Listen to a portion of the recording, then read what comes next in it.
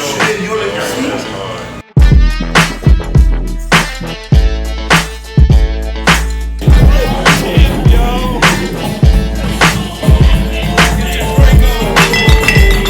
Drink champs.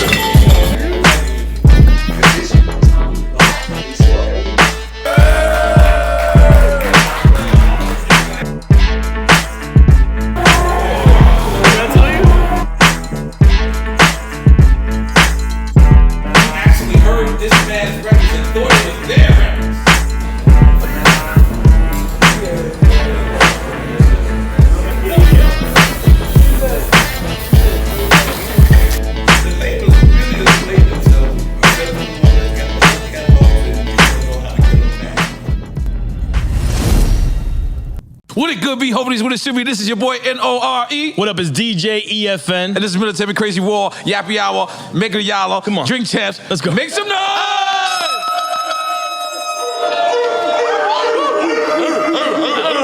And every now and then, you know, when we do our job, EFN, we get blessed. This is beyond blessed. Right. This is an icon, a legend, a tycoon. If you were born in the 90s, your parents probably smashed to his music. You're probably born off of his music. And in the 80s. Your mom's probably got smashed to his music. Probably 70s too. Let's just stay all the way to now. If you're a hip hop, we owe this man. When this man walks in the room, we supposed to dust off his feet and brush off his shoulders. That's right. Because I kid you not, from everybody from Ice Cube to Dr. Dre to Snoop to whoever, you actually heard this man's records and thought it was their records. And then when you went back and heard it, said, holy shit, that was the funk. That was the funk. That's right. This man is, like I said, an icon of icons. He birthed all of us in hip hop. We owe him.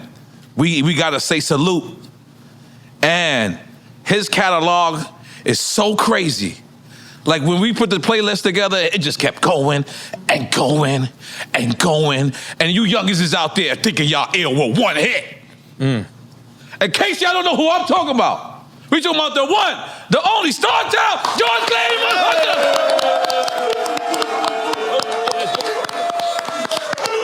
So how is everything? How's everything? Man, I like you guys. I'll talk shit. That's right, that's right.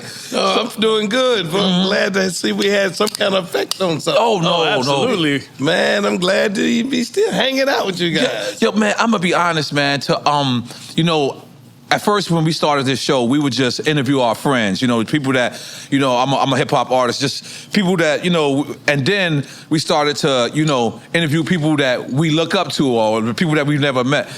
And when I go through your discography, when I go through your life story, it's just like, wow, man, you are really, really a legend. And you out here still smiling, still touring. Man, I've been blessed in this shit. Right. I started back pre-Motown era. Woo. I started back in the doo-wop days when you know, they made records for you to dance up close and grind and shit. You light a fire and you go like this. Yeah. Oh, no, it was just slow in the basement with the lights out. That was the 50s. So I started, you know, back then with Frankie Lyman and all of that. Yes, I remember.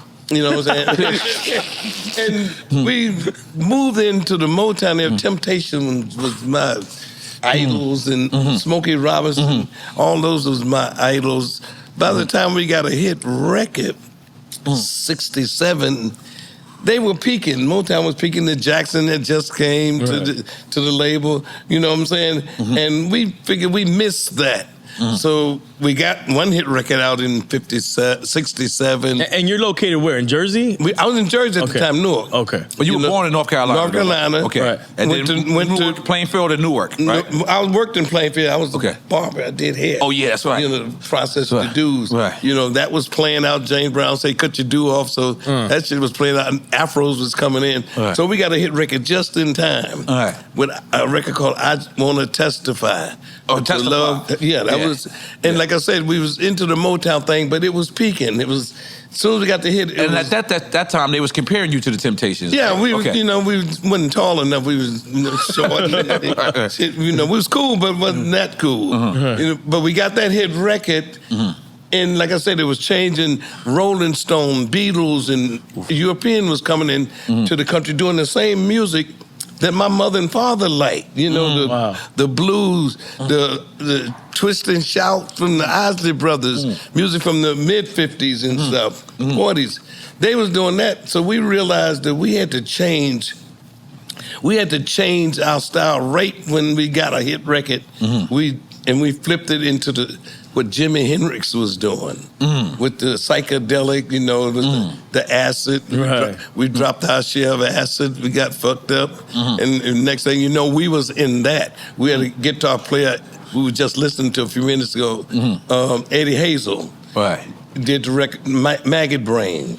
So we were a psychedelic rock band, black, underground music. We knew we wasn't trying to get 45s every day, or hit record 45 every 2 months. But does psychedelic mean mushrooms? Acid. No, it was LSD. Yeah. Mushroom was. I like it. Mushroom was the light version. At the height of like the Vietnam War, the anti-war the height of the Vietnam so War. The hippies that's what and all that stuff. That whole movement was about stopping that war. The hippies and everybody that was tripping and looking for that far out place. Well, we did that. We was lame as hell, but we did that and went crazy with it. Because we thought we was cool. We had the best acid. We freaked out, and like I said, we had the best guitar player and keyboard player in the world, Bernie Worrell, keyboard player, classical trained, Eddie Hazel, who was like the next Jimi Hendrix. And then we had our doo-wop singing group. And Billy Bass all of them was under 16. Wow. On the band, our band was like our little brothers. We were like 20, 19 and 20. And they was like 15 and 16. So we had a hell of a band that nobody else could keep up with. We were doing psychedelic music with a black band. We went back to play the Apollo Theater. And, we had changed from the suits. They knew us with suits. And we came back there with dashikis and diapers and nothing. We was wearing anything we put our hands up. And like I say, we was tripping. So we was extra cool. So did that come from tripping, or was the wardrobe what was the style coming from? We probably would have did it anyway. But we were down for whatever it took to make it. But just so happened when we made it, the kids was in charge. The hippies was in charge of everything. That was where you got your education and shit at. And we got pretty much educated on the road because we played a lot of colleges and shit. But let me ask you something, right? As hip-hop started to emerge and you started to see, like, the first people of hip-hop, they started, it felt like they were mimicking you. Well, How did you feel? We got it. Africa Bambaataa. Yes, yeah. We got it. Zulu Nation. If one of our albums called Uncle Jams, if you look at the back of the album, it's got all our fans from each city, from the fan club on there. Africa Bambaataa name is the first name on the album. Oh, wow. He was like 14, 15 years old. Okay, this was. You really are the godfather of hip-hop. I mean, holy shit, I didn't know. Zulu Nation and all of that was like the first thing that that we saw of that, and we got familiar with it real early in the game. Didn't know what it was going to be. We had a friend from the Bronx that used to sell T-shirts for us. He was 16, and he used to had a boombox on his back. And he played Flashlight, and he was selling the flashlights, and he was rapping to the music. This was during the intermission between your song Flash, between Bootsy's song sets and our set. He would sell so many flashlights from rapping and doing. We was like, what the fuck is he doing? Everybody liked it, and it was already happening in the Bronx, in Brooklyn, and we didn't know, and they kind of hipped us to it. And from then on, we watched Public Enemy. Rakim was my favorite right from day one. I mean, all the way through. I watched him do his thing, and the whole hip hop thing was like P-Funk continued. We said P-Funk was the DNA for hip hop. And I got a friend over there, Mark Bass. He produced Eminem's first 7 albums. Oh wow! I produced. I produced him, and he produced my son, right back when they first started. Wow. You know, so I watched all of it. Dre and them, when we came out to L.A., they used our name, Uncle Jam's Army. That was the name of the club, him and Battle Cat and all that. Big up Battle Cat. They was DJing. They hadn't even had NWA yet. Right. So we watched them go from... What were they? World Class Record World Crew. Class Record Crew. Yeah, Okay. yeah. Watch them, the whole LA Dream Team and all of that. Right. We was right in with them, providing beats. I mean, I made an album called Sample Some of Disc and Sample Some of That. Because I saw it coming, and they was getting in so much trouble trying to sample and not get caught or hide it. We made it available. It still didn't work. I mean, the record companies beat us, but anyway. But we made it available. We knew that we had to be a part of this because this was the DNA of funk. Right. It just changed names. And so we became part of that. And we stayed with Public Enemy, did one of our records, Tweaking with us, right when they first started. Now, you did one of the, like me and EFN thought we were smart at one time. And we sold one show, but we sold it 3 times, right? Like meaning we had a prescription base, we had it on YouTube, and then we had it on television. 3 distributions for one show, right? But I'm looking, and I'm like, the Parliament and the Funkadelic are the same goddamn people. I said this motherfucker did this shit 30 years ago. Not only that, Bootsy, his band was the same people too.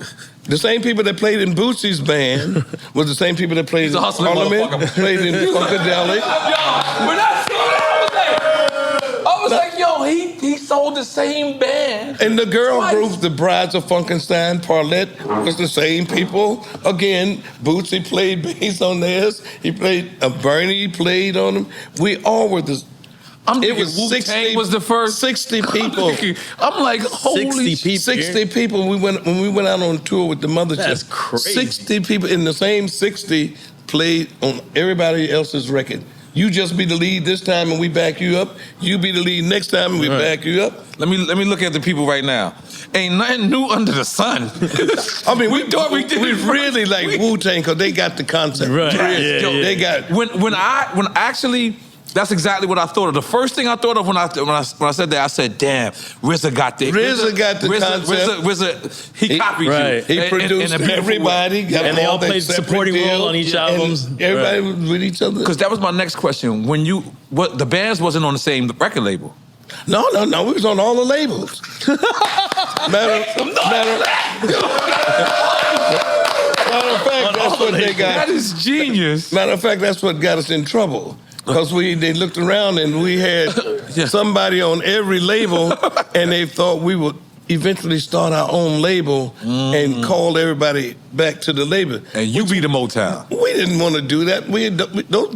Everybody was doing all right where they were at. We had a bunch of young kids behind us, my son and all the other bands that was ready to be on our label. Roger Troutman. Wow. A lot of people don't know we did more Bounce to the Ounce. Wow. That's a P-Funk record at the same time, Knee Deep, One Nation, all them. We did Roger, he was Roger in the Human Body. Wow. You know, and when he came out with Roger album, that was the beginning of us separating. The record companies were so scared we was going to become Motown again. Right. Because, you know, Motown took over the dance floor. Right. They owned shit. Right. And that was the first black ownership. Yeah, and they did it so seriously. Right. And the industry was never trying to let that happen again. Damn, this is so much history. That is crazy. You know, Yo, and so dude, I ain't gonna lie. they started trying to split us up. I need vodka and club soda and with a lemon. And all the shit. So how do they go about splitting you guys up? Like, what were they getting everybody's ear? When they come between you and your friends. Right. That's how they separate you. Right. If They say he ain't getting paid. you ain't getting paid faster, and they be in control of the payment. Right. So it end up, if they getting in between you, you end up having a problem getting your people together. Right now, we going through that, trying to reacquaint ourselves with all our friends to make sure they get paid. I'm working with Ben Crump right now, you know, trying to get the whole industry thing for, you know, black musicians and all musicians, really. I don't know if you've seen it, but Chuck D had filed a lawsuit against Universal, and he actually won. This whole, because these contracts that they were saying that was being signed back then wasn't legal. They're not. You know, They try to say that you signed for life, perpetuity, and throughout the universe. Throughout the universe, none of that stuff though. But you have to be able to do it from a civil rights standpoint. The law standpoint, if you don't do it in time, you got you run out of time. They got all those legal things they can wiggle with your lawyers. Right. So, and you have to worry about your lawyer getting paid off under the table, and all that. So we've been doing this, fighting this for like 35, 40 years. Yeah. Now we got it pretty much under control. We getting our copyrights back. Like I say, Ben Crump is our lawyer, along with some expert music lawyers. Right. And we getting ready to get. The news gonna break in a minute. You ain't gonna believe the stuff that you hear. Songs like Humpty Dance. The Humpty Dance. Chuck G and all them was our friends when they were a singing group before they ever rapped. When Tupac was dancing, they we was tight with them. And the song they did, Humpty Dance, is Let's Play House on a Parliament record. And yeah, Let's Play House, and it has been sampled so many times. And one of the things that happened, my son, came up with some of the lyrics. So he was one of the writers, along with Bootsy and Junie. Somebody in the record, I don't even want to call the names now, but you will hear. You can tell it to me. You'll hear it in a minute. You'll hear it in a minute. Changed from my son's name to my name. Because they was already stealing my stuff from a forged signature that they said that I signed. Because it was under your name and they could claim steal it. They had already did that. So they changed it from his name to my name and then took it. And this has been, 35, 40 years? There's so many samples of that song that right now is getting ready to be one of the biggest cases in the world. Like I said, and Ben Crump, and it's going to be a civil rights thing because it's you talk about your history, something you're supposed to be able to pass down to your generation, taking away generational wealth, generational wealth, and it's planned like that. Everybody had to agree to do it. You know what I'm saying? All the companies, everybody had to agree? Record companies had to agree. Oh yeah, you sample mine, I won't charge you. I'll sample yours, you don't charge me. They were in cahoots with each other. And the artists get charged now. Now you saying the artists didn't? They took money from the artists. I mean, I tried to get Snoop. we was gonna have a what was it called? We had a royalty statement party. You come to the party, bring your royalty statement. Like to go to this party. Bring your royalty statement, and we compare royalty statements. Shit, I'm gonna be the lowest nigga there. I was, I talked too much, so I said it out loud before. Before we did it, and of course they started locking the hip hoppers. They got them locked up. In the beginning, started making them sign contracts so they couldn't do nothing about it. But that's the way we was planning, and still going to do it. That's going to be part of the movie and everything else. It got to go to the royalty statement party. Bring your royalty statement. We compare what you got paid, what you got, and it don't gel.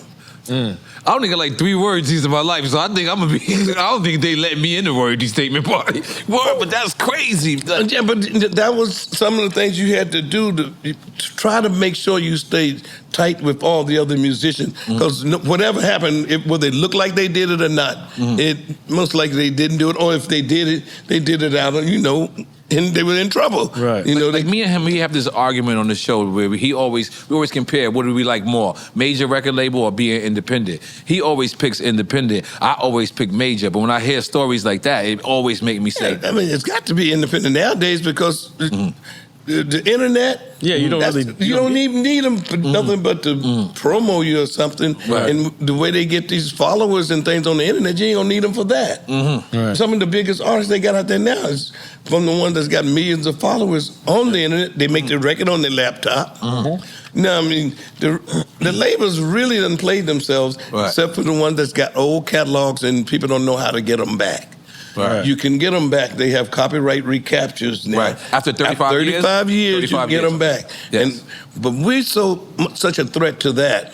Right, because you get it back. That's like $100 million, maybe more. It's like $2 billion. God, you're talking about all of the all of the hip hop, say Dre's whole catalog. Yes. I mean, the Chronic. Yep. That was almost like the mothership just laid, and he rapped over every record. And Snoop's first Yeah. album. I said that. I was trying to say that. That's what I was trying to say. Yeah. Like I said, I did Tupac stuff live. You can't I swear to see me. God, we was working out, to listening to the music. And I was like, how much money does Dr. Dre owe him? Like that's what I was Well, just it wouldn't be thinking. Dre. It wouldn't. I No, didn't he's mean just Dre. one. The record labels, like you know he's what I just mean. one of them. Yes. Right. The same with the East Coast. All of the say Public Enemy, Rakim, Eric Sermon, Eric Sermon, boy, I mean, Right. all And of you know that. what's crazy about that? Let me vouch for them and saying I'm pretty sure that they said make sure he gets paid. I'm pretty sure they saying that. Snoop and Dre both said it. I went on the Grammys with them, one time, and I said it right on stage. Make sure these writers get paid. Right. But it's out of the hand, and you scared as hell. They're gonna ground you once you start speaking up for somebody. Your lawyer, your manager gonna tell you stay out of that. Right. Nah, not us over here. Let them handle that. We ain't having that over here. Not over here. We ain't having that over here. This hip-hop over here, we got the back. But eventually it's gonna come out. What I mean? During that time, I was a crackhead, so I wasn't paying no attention. Right. I was doing what we all did.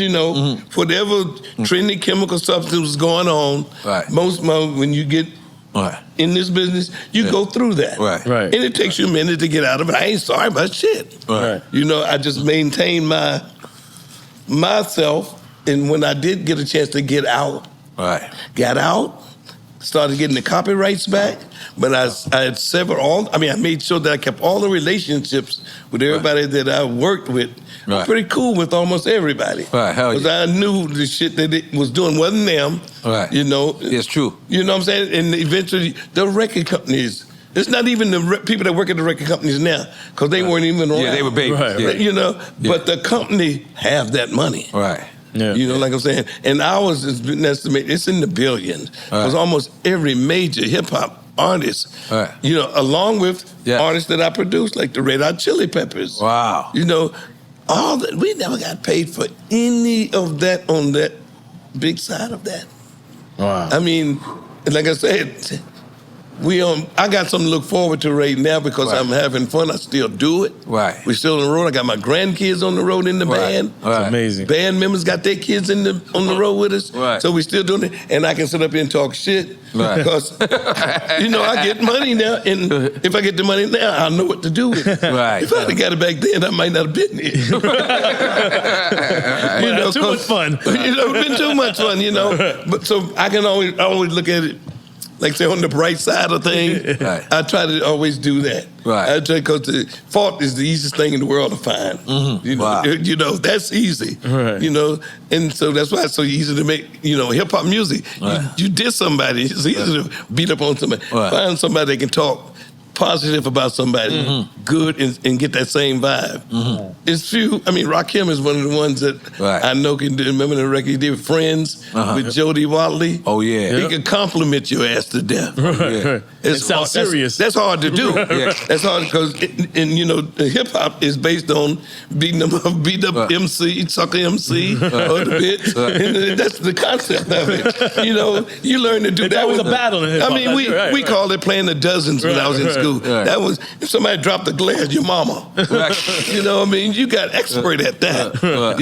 And so, but to be able to do that same vibe on the positive side, you got to have some dialogue in your ass. And like I say, Rakim, he could do that shit, and he'd kill your ass on this side of town. Oh, yeah. Nobody wanted it with him. No. But let me ask you, so one time I had the pleasure of meeting James Brown, right? We were walking on the red carpet. That's incredible. He was, this is Pharrell's, he got his BMI award or something, so he had two speakers, and it was me and Justin Timberlake. How they put us together, I did not think that went together at all, right? But I'm walking, and I could see James Brown had his nephew with him or something.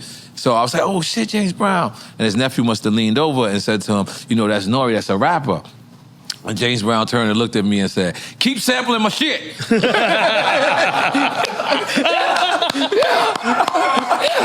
Kid you not? Yeah, That's awesome. Yo, I swear to God, because we were too kind of far away to smack 5. We were on the red So you carpet. didn't even take a literally. picture with him? So I didn't take a man. picture or nothing. But he was right there. I was right there. He was walking. Yeah, and that's I could tell his nephew was like, 'cause I said, James Brown. I'm hype as a motherfucker. I'm like, James Brown. And his nephew went over and he just turned and he said, "Hey, keep sampling my shit now." Do you ever feel like that? Always. Like I said, Between y'all two, y'all probably the most sampled in hip-hop. Yeah, it really was. I actually, like I said, I didn't wait for him. I made a record called Sample Some of Disc and Some of That. Wow. So, Early on. I made sure that you could, I moved the drums out the way. I moved the horns out the way. Right. I isolated different things, different variations, and we made 5 versions of that. Eric Sermon lived by that. Nas did too. I mean, we made sure we was connected to it. That's the thing with me. I'm down with the next new generation, the one that get on your nerve, the new music that get on your nerve when you think it ain't music. I'm down with them. Soon as I hear somebody to get that vibe, if everybody's agreeing that they ain't shit, I wants to know what they doing. Because that's the next music. You don't get that vibe unless you got... They don't pay you no attention at all when you ain't shit. But when you get somebody that everybody agree that you ain't what's supposed to be happening, I'm like I say what they say when Cardi B came out, my family can tell you, I was on not for what she was saying. I just know that vibe. It was I could tell everybody was she ain't what she doing. Who is who is she? Because you can tell you don't get that serious agreement that you shouldn't do this or this ain't, because it ain't that important to most people if you ain't that. But they gonna be the next one, and that's who I always pick the right ones. That I got a good record on that. I tap myself on the shoulder for picking who's next. I mean, on their first 2 or 3 records, I was what's the name of Rihanna? She did SOS. I was all over that record, and my grandkids tell me, "Granddad, that record's been out. This is the second time around." But the second time around, they blew up. And she didn't stop. I mean, it was umbrellas and and stuff. But I knew, because her vibe on that first record, it had that Motown theory on it. But it tells me more, it's the person, like anybody that picks certain things, you can tell they're not just picking this because they had some thought behind it. Or they had some work behind it. The ones that worked, like with Prince, he worked all day, every day. You giving us a Prince story right now? Well, I can give you a whole lot of Prince stories. Let's go. I mean, Prince have you up 7 in the morning to 7 at night when you're on his tour. He pay you for it. Everybody in the band will tell you, he pay you good, but your ass gonna work. You on call, you on call when the show is over. If you want to go do a party, you gonna, because he on that whole day, 24 hours. He pay you they like say that Prince was they compare him to Tom Brady. Even after the show is over, Prince still want to practice. Oh no, That's what they say about he's him. going to a party or practice or something. He called me up to his house. And everybody got to come. That or he call you to his house and want to talk. Me, he used to call me to his house. He want to talk. He wants to pick my brain. But the house in Minneapolis? Minneapolis. Okay. We was on Paisley Park. Okay. I was on Paisley Park. Okay. So he want to talk. Yo, this shit is fucking me up. Right? He inducted us into the Rock and Roll Hall of Fame. Wow. Prince did. But he used to, like I say, get his money worth. He had me up to his house and been in my ear about why, what. And so I was telling him everything, and then I realized he was getting too mad. He was getting slave on his face and ready to protest. I said, wait a minute, you might get away with that shit. I ain't gonna be able to get away with that shit. I'm too old. They know I know better than to do that. And he be wanting me to go with him to the radio station and curse him out and tell him, I'm not going with you. Tell him things, and then I see him doing it, but I'm always had his back. He always had mine, but he was one of those workaholics. Just like I said, again, I can tell you, Beyonce and them, when they was Destiny Child, they worked all day long, every day. And anybody that put that kind of work in, Michael. They're going to see results. You're going to see results when you can do that. You met Michael as well? Michael and them, they came to Motown doing I Want to Testify. That was the Jackson 5? Yeah. Yo shit. We were probably the reason they was wearing what they was wearing, because we were the first black group that was looking like that. Mm-hmm. Besides, Sly and them came out right behind Sly us. Stone. Sly and them, which is my boy. Right. You know what I'm saying? Right. They came, Jackson, when they first came to Detroit, they was straight Parliament, Funkadelic. Right. You know, matter of fact, they did one of our songs called "I Bet You." You know. Wow. Now I make sure whoever the new thing is, you know, I'm down with them. What is it? Outcast, Dungeon Family, Goody Mob, Organized Noise, whatever you want to call them. I was there right when they all was one like Parliament Funkadelic. I was working with Dallas Austin and DARP. You know, everybody that comes along that's doing something, I try to be a part of whatever it is they're doing, because it's going to be the new shit. You know, they get on your nerves. You can tell by the ones that get on your nerve. You be like, damn, that ain't no music. What the fuck? But then the shit is working. It's the new kids, that's their version of it. You just have to be able to move yourself out of the way. Okay, that's what it is. And then it becomes, damn, it's pretty good. And what are you getting out of it? Does it re-inspire you? It re-inspire you and put you up on what's going on, so your ass don't be old and out of here. Because that's what you're supposed to be. You're supposed to be old and let the next one take over. Right. But some of us don't want to leave. You know, but if you don't want to leave, then stay out of the way. Right. You know, get down with whatever they doing. I mean, a good example, Eminem. He merged, no matter what rap style comes in, he's still all up in their face. And you can't get rid of him, and he's going to be like that because he's enthused about hip-hop. Right. He means that shit. He lives and breathes it. Right. And so when you like that, you can say, oh, you old school my ass. He'll take your cadence and whoop your ass. You know, whatever, because you're going to have a different cadence because it's a new generation. But, and you figure out what's the theme, what they talking about. I mean, you get a few that's way on. I mean, like Kendrick is my boy. You know what I'm saying? He can talk about shit ain't nobody else going to be able to get away with. He done made that room for himself. Yeah. That's when you find that exceptional new one. You know, he is a few of them right in there that talks about shit and real shit that it might not be real for us to even want to admit it. Right. Let alone talk about it and make a record. So when I find those kind of people, I pay attention to them and find out what story or what way I can sneak into that. You know, and we did To Pimp a Butterfly. I thought I was talking to somebody old as me. Wow. That's how much he had paid attention, I guess, to his parents, who was P-Funk fans from from what he was saying. But he knew not only that, he had theories for what's happening now. You know, so every once in a while you get a new good one that just blow your brains out, and you have to like really give them that space till you figure out what they doing. You know, you realize you raised generations. Like 2 or 3 generations. Yeah, like they raised me too. Yeah, no, I'm believe me, I'm in touch with most of them. You know, I'm with their kids. Most of the time, I end up friends with their kids. The kids be finding out, oh, my dad said blah, blah, blah. Yeah, we was doing, and what you doing? You know, because it's going to be something fresh. And like half our band is our grandkids. And kids of mine and the other members, and the band is hot as ever. I mean, I have to sit my ass down and direct shit, but they carry the hype, and I just organized the show.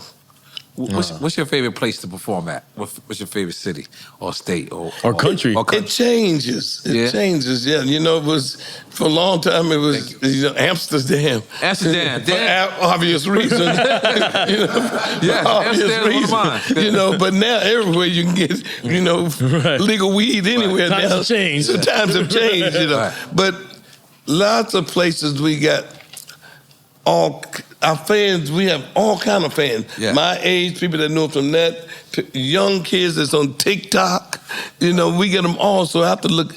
We don't have a set list till I walk out and look at the audience because I have to see who came. That's fire. You know, like a DJ in the moment. At the moment, I have to like what side of town. We can come and play the same town on different sides of town, and different sets of people will come. Because you know, we know who not to play the loud rock and roll and give somebody a heart attack, you know, or we know not to bore somebody to death by playing, you know, certain other type stuff. Right. So I have to really look at the audience, you know, and going to casinos is a new problem for us because now people that don't usually go to casinos, when we play, they come. Right. You know, and usually you have to have a casino type It was show. like an older crowd before, but now it's now anybody that come there and they be ready to party, and so you got to like, whoa, how many of who came? You know what I'm saying? Who we got the most of? So I have to cater to whoever the dominant, you know. Right. And then we got, you know, like Atomic Dog, for instance. Classic. That's done been through all the generations. All the hip hoppers done used it. Yep. Right. The song itself never go anywhere. Yep. We just did a new version of it with the Q Dogs. Yep. You know what I'm saying? That's coming out. Oh, shit. Yeah. Oh, shit. You know what I'm saying? We just did a video, and I mean, it's gonna blow people's mind. The new mix of it, the new version of it. Right. Did the same song 2 years ago with the what would they call the cartoon? What is that? Trolls. Oh, the Trolls. Yeah. Yeah, the Troll. I did that with the Troll on the Trolls movie, and so Tommy Dog ain't going nowhere, like I said, and it's coming back so hard when you see this Q Dog version. That's never going anywhere. That's, Let me ask you, a person like my friend Louis Views right there, right? He got the red shirt on. He wants to do a record with you. He connects with you, and he wants to remake your record. How does he go about that? He has to talk to the label? You can cover anybody's record. Oh, cover. Okay. Yeah, you can cover anybody's record. Covering. Yeah, cover. Yeah, So sampling meaning and redo covering it. is Yeah. Different things, right. Yeah, sampling and covering is different things. Okay. The sampling, you get permission and all that. Covering, you can cover it, do it your way, with or without permission. You just have to pay the publisher. Right. You know, Okay. that's... the original writer of the record. And that's what I'm saying, the writer probably Right. get paid. But you can cover anybody's record. Right. Yeah. Did you realize that, like, you know, watching your stories, I watched so many documentaries. Was there anybody like, all right, cool, I got jerked in hip hop, right? So I wanted to like give the knowledge to the next younger brother, right? Was there nobody there like at that time to tell y'all about these contracts and tell y'all about publishing? Not from the R&B side of it. Really? No, it was always, everybody was always, they did it to me, I'm gonna do it to the next one. You know, that's the one that get most people in it. You know what I'm saying? It was done to me, so I'm gonna get the next one. And they kind of set you up and help you do that if you don't pay attention. They'll help you mess over somebody and then blackmail your ass with it. You know what I'm saying? So you have to be careful of that. No, that was, my thing is, I came up through Joe Bett. And I made up my mind, I'm going to do whatever it takes to make it. So I ain't really trying to bust nobody. Right. I mean, I knew a lot of stuff I was doing in the beginning that they was lying. But my thing is just get out there. I'll straighten this shit up later. That's the way most people feel about this shit. They'll do it even if they know they're doing something wrong. That's exactly what I did. To get there. They would have done it for free. Yeah, you've done it for That's free. the thing. That I signed was better my if they just said you ain't gonna being get an paid. artist, right. You ain't gonna I get signed paid my for first deal for that's really what it $5,000. said. Right. And it was upfront about it. I signed my first deal for $5,000. I knew it was $5,000, and I signed happily. Oh yeah, I've done it. I've done that part prior. I've done that lots of times, knowing. Right. But my thing, once I get in there, I know how to work my way Right. to blah blah blah. Right. But then there's some that just plain out set you up with the paperwork is all wrong, and they changed. Mine was actually changed. Right. She went back in. I saw that in the They documentary. changed the document. To put it lifetime. Not right? one time, but 3, contract. 4, and 5 times. I got copies of them, so many copies of the changed documents. You know, I paint too. Right. I took some of the documents and put it on the painting. That's Wow. I was doing my best to keep this into the public's eye. Wow. For as long as I could. You know what I'm saying? So I took a lot of the documents and put it on the art.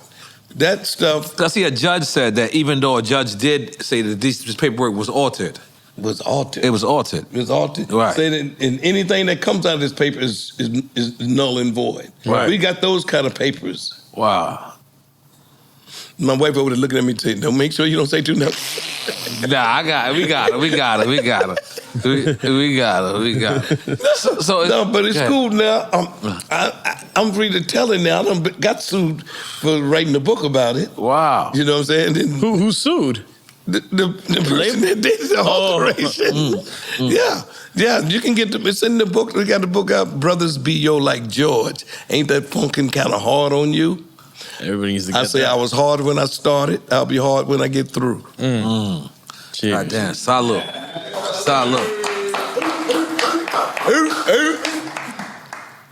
So before we get into this game that we play all the time, it's called Quick Time. I gotta give him Slime. his flowers. Yes. Let me ask this question to be given him flowers. For people that's been living under a rock, describe to people what the mothership is. Oh, the mothership is our mythological vehicle that brought us here from the planet Sirius. I like Sirius. It's called the Dog Star. The Dog You heard Star. the Dogon people? Mm-hmm. Africans? Well, our myth is that we came here and brought the funk here. You know, to the planet, to teach the planet the teach funk. the plant how to dance. Yes. How to dance underwater and not get wet. How to be able to dance between the molecules of water. With that takes such rhythm that you can get out of the way within water. Between the molecular structure of, things, that's the rhythm it takes to survive in this world. To be able to get in and out of the bullshit you have to live through. Right. You got to be able to swim through.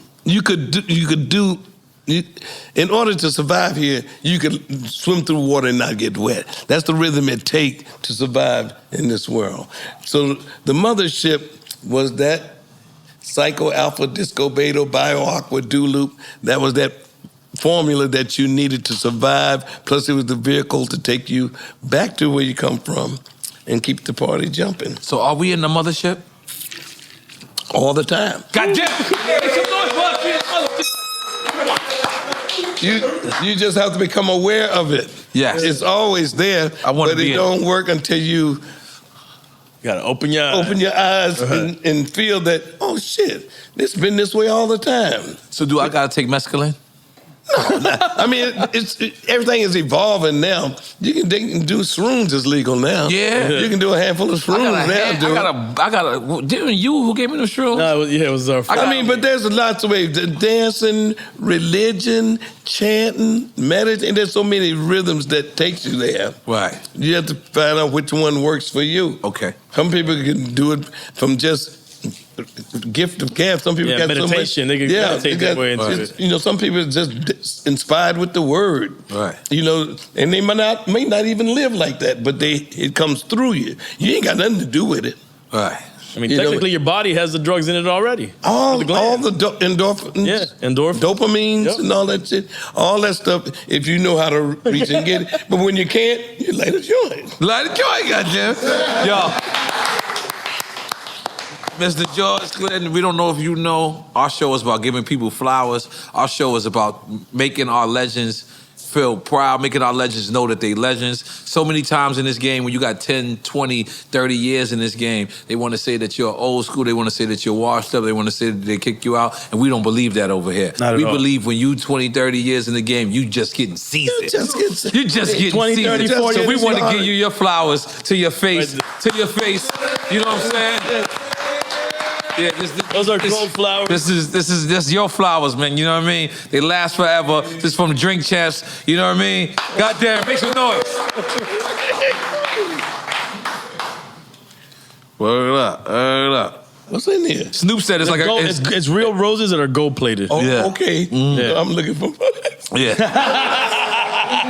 Okay. Snoop said it's like a Grammy, but it's from your people. You know what I mean? Man, thanks for. And you won a Lifetime Grammy, didn't you? Huh? You won I got a Lifetime Achievement Award. God, Lifetime Achievement But, Grammy Award. Jesus. We've been nominated so many times for the the samples and things, Right. But they haven't let that as a concept become real yet. It'll be pretty soon. You know, because there's so many. So if a record gets nominated, if they sampled you, you're nominated automatically. Sometimes if you pay attention to it, you'll be nominated. But you have to be up on it yourself. Right, because you'd be a writer on the record. Yeah, you'd be a writer on it. Yeah, you know. Wait. Okay, continue. Cause I just feed that you smoking blunts. No. These are you OG. Hemp papers. Oh, hemp papers. Okay, all right. I'm about to say you out here smoking Dutchess. You looking crazy out here. Smoking Dutchess. And not doing it this big. Yeah. You ain't gonna do that with yeah. That's still tobacco. Yeah, I still smoke that shit. I'm ignorant as a motherfucker, and I know it's wrong for me too. Yeah, but all right, cool. This looked the part, so I'm still cool. You know? Okay. Most people don't know what they. Yeah. I ain't gonna lie. No. What did it look like? Garcia Vegas. Remember the old school Garcia Vegas with the green Garcia shit? Vegas, is it? Yeah, Garcia Vegas. Yeah. Okay. Black and Miles. Okay. We want to get someone to come in. And you want to get someone from your crew to take shots. Your family, one of your grandkids. Your grandkids. This is a shot game. It's a shot game. So come on, all right. Come on, the New York hat on. He look like he ready anyway. He was practicing on. Yeah. He look like. Oh, you gonna take shots? Yeah, you do that. Yeah, you can grab that chair too. Grab Mr. Lee's chair. Right there. Yeah. Now, what's your name, big dog? 13. How's it going, 13? And that's yeah. He's the hype man in the band. Okay, all right, cool. Well, you gonna be the hype man right now, nigga. Yeah, we ready? Give him a shot glass, Mr. Lee. Yeah, give him a shot glass. Oh, there you go. You got There you it. go.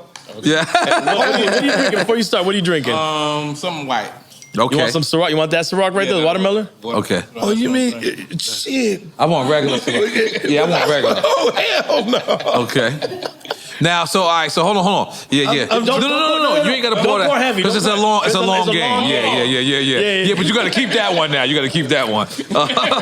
You set yourself up, man. All right. Yeah, all right. So pour short. So we drink with you. we drink with you though. We ain't, So like you right there is good enough. You know what I'm saying? Yeah. I'm full right Yeah. But okay. So by the way, let me just say this mid-interview. Like I'm really in the presence of a legend, man. I'm really honored that you came and considered us to, you know what I mean? Appreciate you. I really like, you know, in this game, there's so many people who just, you know, they don't take the time out and to say, I appreciate you. You know what I mean? And I just wanted to just do that before we get into this game. I appreciate you, but I'm about to kill your hype man. Just want to get that out the way. So when he drunk later on, he gotta be like, man. I didn't have to do that part. Okay. You ready? Yeah. Okay, so it's on you. So if you pick both, if you be political and you pick both, then he drinks. If you pick... Are we giving you two names or two things? 2 names or 2 things. If you pick one, nobody drinks. Right. But if you say both or neither, which would be the politically correct answer. And we think you're going to say both a lot because we can tell you're a politically great guy, so it's not going to work out for him. We're gonna make it. All right, you ready? You ready? Let's go. DMX or Tupac? You're right. Both. Both. You gonna get us drunk? Oh, that was easy. Yeah, I ain't gonna lie. I can feel your spirit, and Remember, yeah, go light, yeah. Yeah. Less than that? Yeah, You know what? Go it's under the okay. logo. Go under the logo next time. Yeah. I got you. Yeah, she got you. Okay. Ooh, this is a good one too. ODB or Biz Markie? I know too. Wow. ODB. Okay. Okay. Ooh, this one is good. I kind of know where you're gonna go. Motown or Epic Records? Both. I mean, it's Motown, but I guess Epic done cleaned up lately. So that means some good business is going on over there. Yeah. I'm gonna tell you why it was so great. You got to see his smile when he said, they done cleaned up lately. Like, that was the smoothest shit I've seen in a long time. Yeah, no. They done cleaned up lately. Yeah, they got Slide, Michael, and all that later. Okay, you ready? Plus, we went there. Where we at? Rolling Stones or the Beatles? Damn. Beatles, goddamn. And you knew them both. It's Beatles. The Beatles. I mean, they're like all the way up on the charts with me. Okay. Beatles is like Motown in my life. You know, Wow. that's another thing that I paid close attention to. Wow. Their history. They were it. Okay. Them and Jimi Hendrix, Okay. Sly Stone, that's Okay. it. All right. Then you take over after this one, after I say this one. Yeah, go ahead. Okay, Michael Jackson or Prince? Both. Let's go. Let's go, hype man.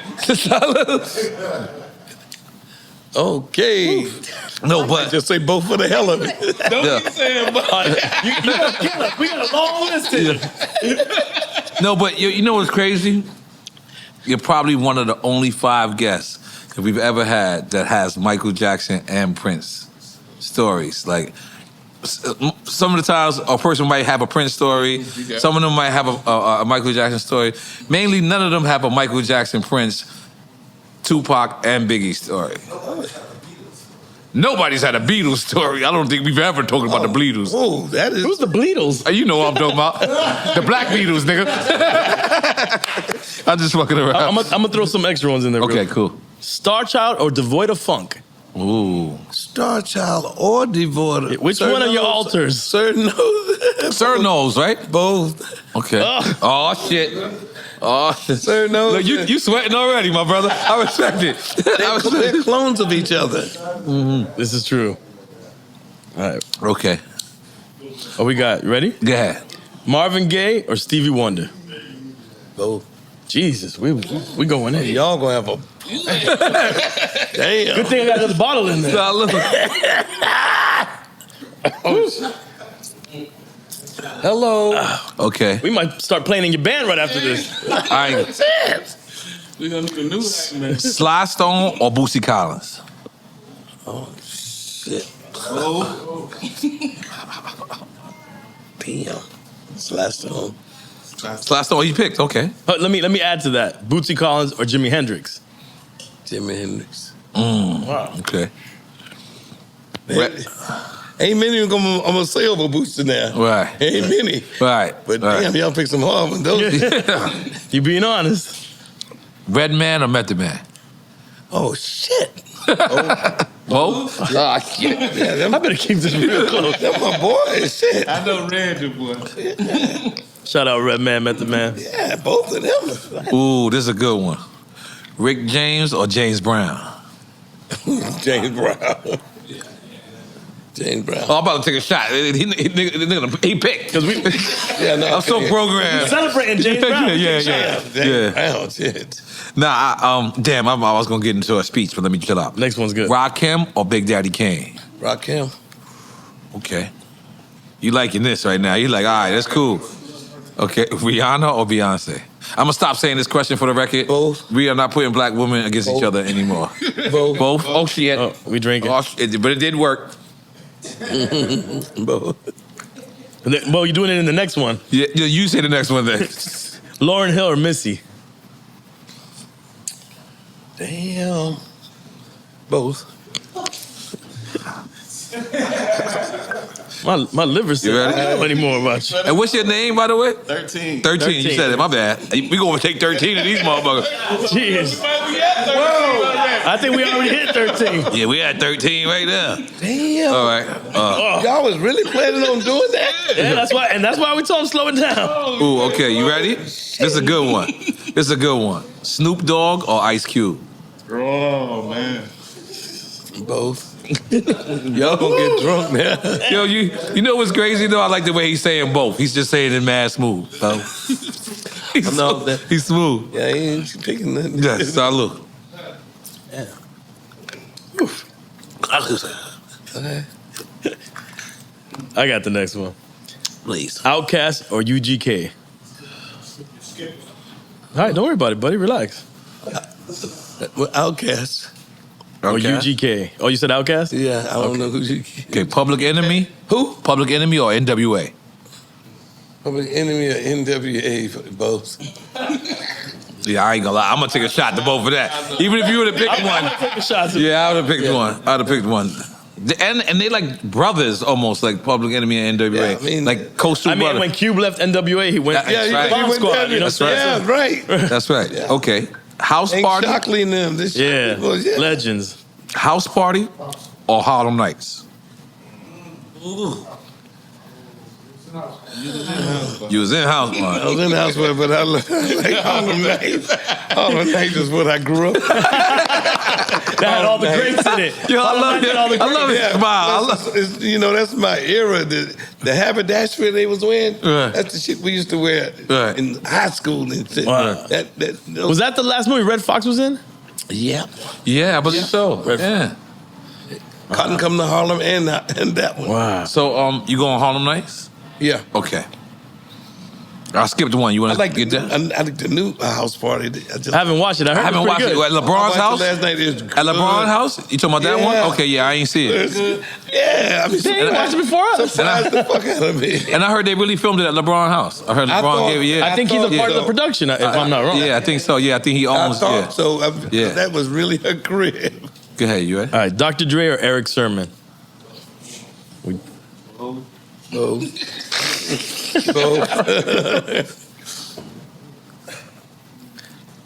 We got Erykah Badu. And who? Erykah Badu or Alicia Keys? Erica. Okay. I want to ask, but I don't want to ask. You want me to ask you? Wait, No. which one? The comedian? No, about Erykah's incense. Go ahead, man. Now you ask. No, you just brought it up. Y'all drunk now. You brought it up, so you asked. You ever heard of Erykah Badu's incense? Eric Badu incense? Yeah, her Yeah. incense line. Pussy or something like that? Yeah. I haven't smelt it, but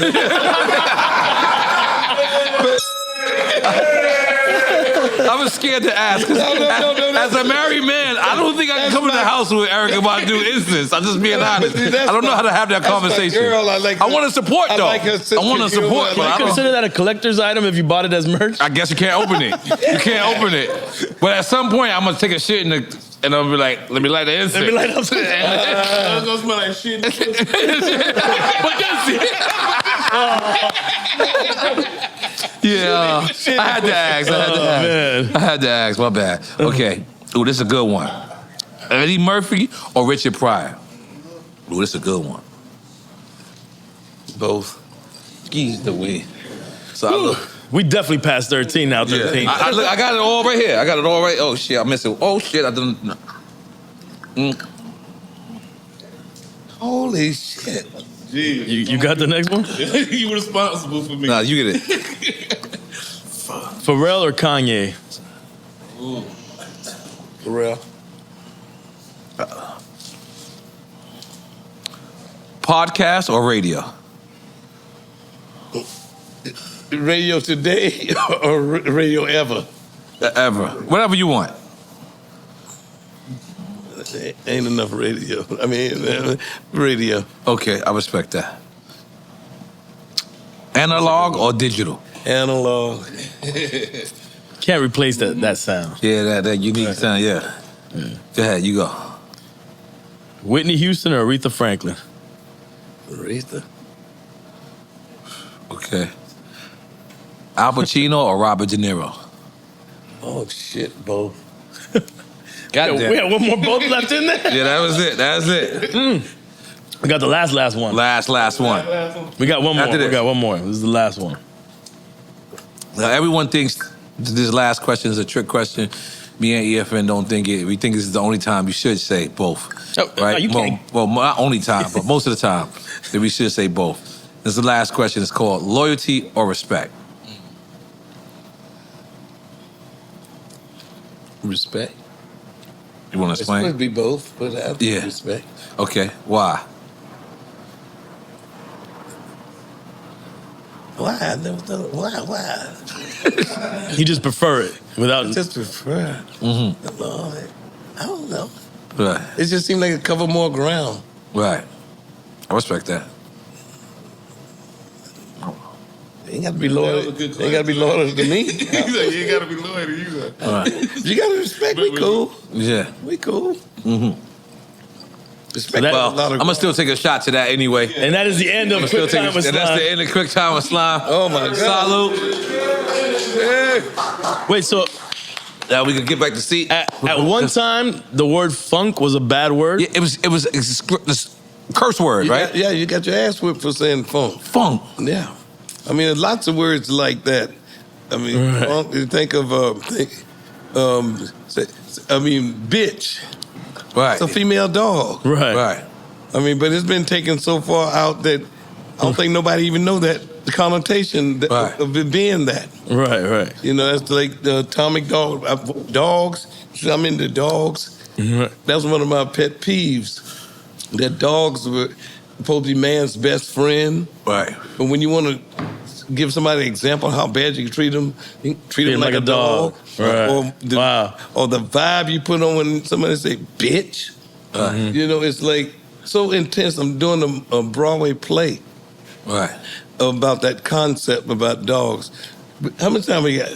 We good. You can take bathroom breaks. We can have dinner here. We can do whatever we want. This is the story. U.S. Custom Coast Guard dope dog, nicknamed Bustum. Like most dope-sniffing dogs, he's got a habit. Trained to have it. Pick up the tracks of the traffickers and track them like a rabbit up the coastline. Canine Control Substance Retriever. Receiver of the Golden Nose Award for leading them to the cashing in on the stash. Now he's in line for his issue of the booty. Never do he do a line in the line of duty. He's a dope dog. A U.S. Custom Coast Guard dope dog, keen sense of smell, tracking the telltale trails of cartel dope boats. Big dope, never a gram, OZ, kilo, too low key. Gotta be tons of P-blow, bales of lumbo, while other dogs are sniffing one another's tail. He can track the profit from a dope sale, straight to the stink account. Big banks, banking on lawn dirty money not stinking. As the wind blows, he follow his nose. Old Mac Uncle had some drugs, C-I-A-I-O.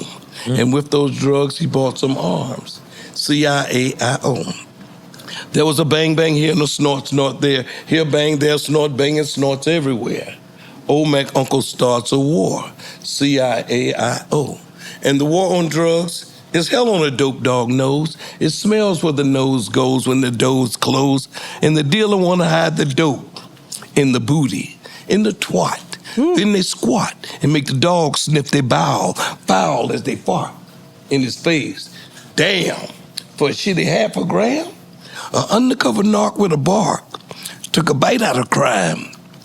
Posing as a CNI dog, he bit the blind man with the cane made of coke.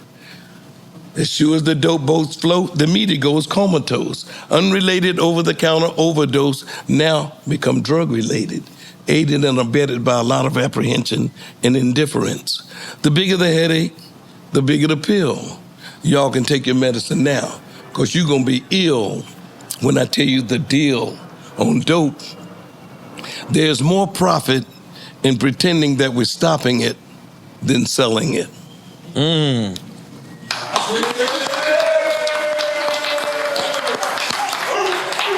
you covered even Contra Affair, you covered the war on drugs, you covered the pill epidemic, you I'll covered be honest, everything this shit was so crazy, I didn't know whether to clap or say amen. You clap and you say I bowed my head at one point. I was like, oh shit. that was deep. That was deep. Yeah, but it's a play, but the whole thing is about dogs and their relation to drugs, you know. Right. Some dogs they use to test chemicals on for perfume. Yep. Some dogs they use for drug sniffing. And you know they have to get the dogs a habit. Yeah, they're gonna make them and they have a shorter lifespan. If it go up your nose, you get high. Right. And that's the whole thing. We saw him doing it at this college when he was training the dogs. Right. And that's when I realized, damn. And so I've been they addicts. Yeah, they're fiends. And like you said, they retire and they have to go through that shit cold turkey. Yeah. Now, one thing that's amazing, right, is I'm looking at a good friend of ours, a friend of the show, DJ Khaled. DJ Khaled is, I think he just announced that he's celebrating his 14th album. Not sure. But No one I wouldn't did. doubt it, but Right, so I think, and he's opening a Snipe store in South Beach. So he's announcing his 14th album. So I'm searching, and again, you blew my fucking mind. Y'all threw out 19 albums in 1970. Oh, yeah. Oh, we 19 in albums. the 1 year? And no, not We thought DMX was crazy for throwing out two. In the 70s. In the 70s or The 70s. 1970s? Yeah, oh yeah. But 19? I know, that's crazy. Oh. Yeah, I mean, it's more than that probably because we was doing what they call industrial music, which is like punk rock. They call it new wave and industrial. Was that in England? Like, was that coming from England there? and here? We Right. did a lot of those that a lot of people just now finding out about. You know, it was like the Chili Peppers, but a little heavier, a little harder. Right. They were really, and they were sampling records. They was doing like hip hop, Right. sampling it with rock and roll band, playing with it. You know, with that heavy metal. Right. That was a concept that Was it Rage Against the Machine? Something like Rage, that, right? like Rage. Right. Oh my God, those are my boys. Yeah. We toured a lot with them too. Does nobody not get along with you, just so you know? Huh? There's no one in this world that don't get along with you. Oh no, that's another thing. We made sure I tell the band that you get along with whoever the fuck is on the show, whether we closing or opening. Right. You know, because that's the only everybody want to work with you.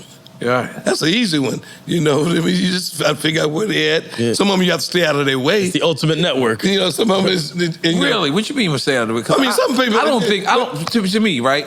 I'm 45, right? Some might consider me an old man. Some might consider me young, right? But to me, for my generation, everyone salutes you. Everyone. Oh no, that's what I'm saying. Yeah. That's how it gets saluted. You stay out of some people's way. They'll salute your That's ass what I'm too. concerned of. What do you mean stay out of some people with? I mean, some people just have their thing that they do. They don't want to conform to being friends with nobody else. Right. But none of that. Like Patti LaBelle sat here in the same seat, and Patti LaBelle said there was one artist that she couldn't stand. Oh. Not Aretha Franklin. Not Aretha Franklin. She was just saying that there was one artist that she couldn't stand, and It was a younger artist. It was a younger Yeah. artist, and she just like avoided her. And Oh yeah, nothing like you can avoid some people that keep you in check. You have to avoid some people. You got to be able to read people. That's what it is. Yeah, right? You yeah, gotta, and they end up liking you too, Right. Because they know they ain't got no problem with you, Right. You know, but. You said Patty. I saw Patty thing. I used to do Patty and Nona's both. I used to do their hair Really? when they were like Patty LaBelle and the Bluebells. That's what they were called. I sold my heart to the Junk Man in 1959, 1960. I used to do their hair. Patty had little waves in her hair. Nona, I did Nona's hair as late as the 97. I did her in Paris just for a Chills is literally PR going through my thing. body right now. Yeah, I used bro. to do. We had a barbershop. We did stars here. Everybody came through Jersey. So not just Plainfield. Oh, No, they Newark came- okay. is 15 miles from Plainfield. I mean, and everybody came through Newark in New York. I worked in New York at Playboys on 7th Avenue and 125th Street. So I mean, you did all kind of stars here. I mean, Wow. I mean, Dion, you know, her husband, Bill Elliott, the drummer, used to do his hair. I mean, all kind of stuff. I can name drop all day when it comes to the hair. I'm taking a shot just cause. I got my shot ready. Yeah, I'm taking a shot just cause. We taking a hair shot? Yo, listen, I ain't gonna lie. I don't like. I think since Patti LaBelle has been here, I don't think I've ever had chills like this, and I got like deeper chills because I'm learning shit that I thought I knew everything about you, and it's like I don't. Like it just keeps growing and growing and growing. No, you like sit here and talk. I be thinking of shit that I feel got a lot of this stuff that. No. I mean, for these kind of shows, shit. Yeah, there's too many we about layers to fly. even know But let me throw a left field question. You took a shot? Right there. No, I got my Right there, shot. buddy. This is a left field Gotta get the question. How about Little Richard? You ever met Little Richard? We met Little Richard at Rock and Roll Hall of Fame. Myself, Eddie in the OJs. Who else? Wait up, time out. Hold on, guys. And the OJs. Hold on, guys. Like it's Hold on, guys. nonchalant. Oh no, these Hold on. Eddie's like. Hold on. Let me just tell you the flaws just now. I just said, did you ever meet Little Richard? He's like, yeah.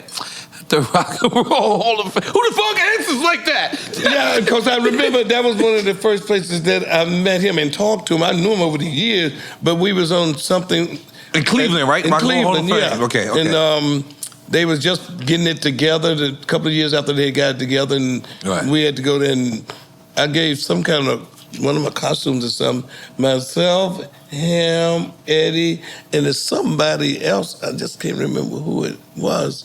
But another one of the the older guys from that era. Oh yeah, yeah. Little Richard, that was Little Richard, Jerry Lee Lewis, Elvis Presley. Those rock and roll. That's the era that I started the group in. You telling me you did a show with Elvis? No, I didn't do a show with Elvis, but I tried to write songs for him. What's your take on Elvis? You know, there's all these mixed takes. Some black people would be like, he stole our shit. No, I mean, you want people to do your shit. You want people to cover your records. Right. I mean, that's what songwriting is for. Right. You want somebody else to do it. Now, they might have did it too soon and got more publicity than you, but that's the game you're in. Right. You know, yeah. I mean, it was just what was happening. And a lot of pop stations wouldn't play R&B versions of it, but they play the Elvis's, what's his name, Pat Boone.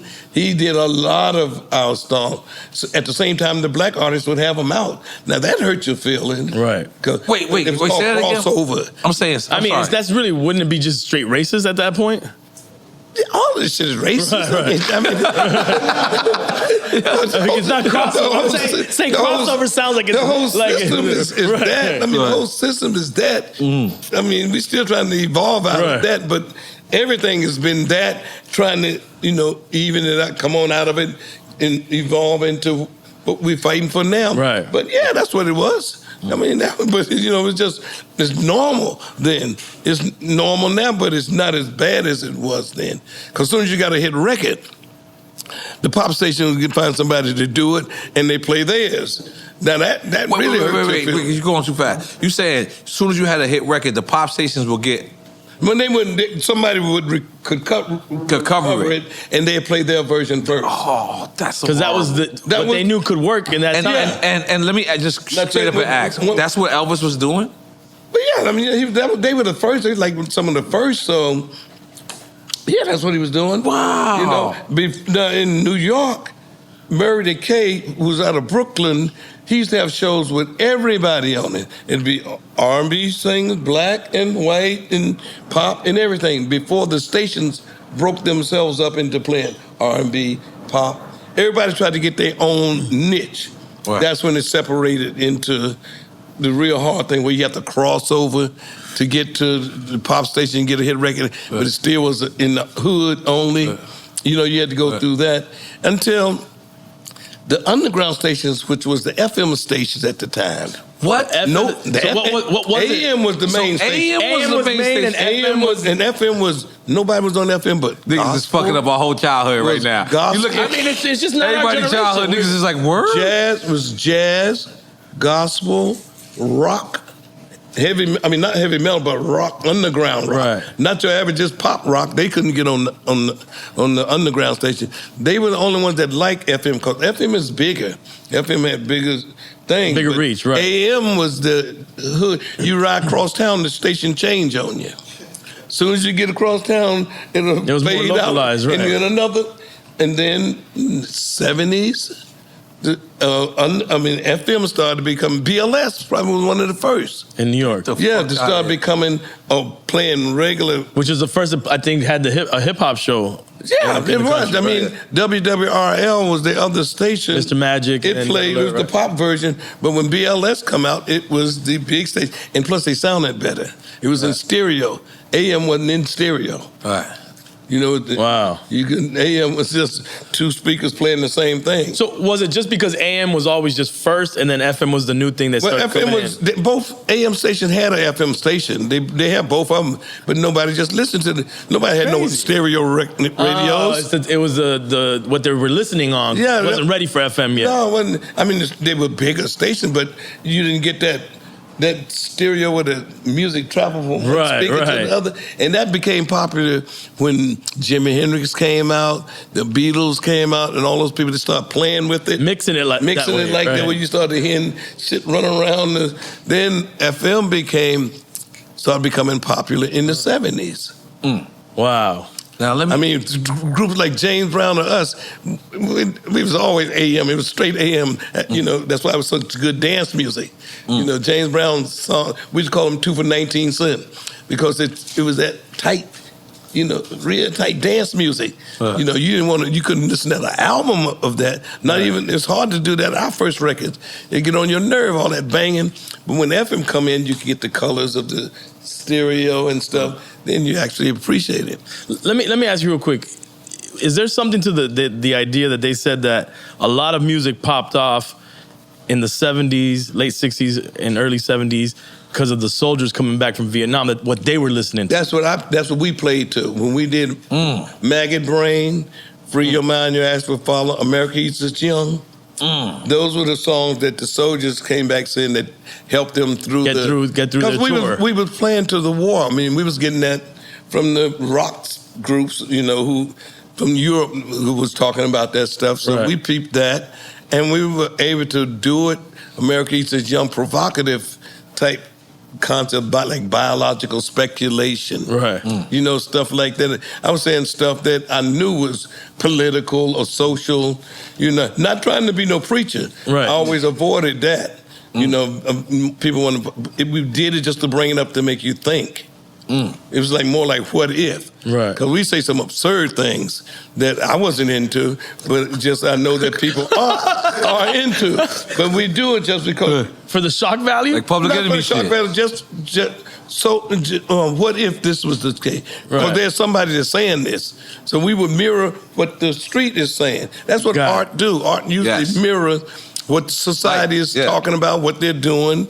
And it ain't the artist, it's just, this is what we see. Right, it's reporting. This is what we reporting on. Right. That's hip-hop came along and was doing the same thing. Same exact thing. With the same concept of playing the dozens. They ease that in dozens into news.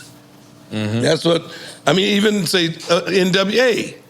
I was sold on New York rap. Straight out of Compton, but I wasn't even into the West Coast being, hardcore gangster rap. That didn't, to me, it was like that. Well, they was into you being hardcore. Yeah, but they I'm saying the shit out of you. They had grass in the front yard and both parents home. Yeah. I'm from New Jersey with concrete everything. Right. Seems like you had to be in the projects to be that kind of. But out there they had grass NWA and they still depicted it so vividly. They did. To me, that changed hip hop forever. The truth. Right. They was telling the news of what was going on, and I thought Compton. I'm like, this ain't no ghetto.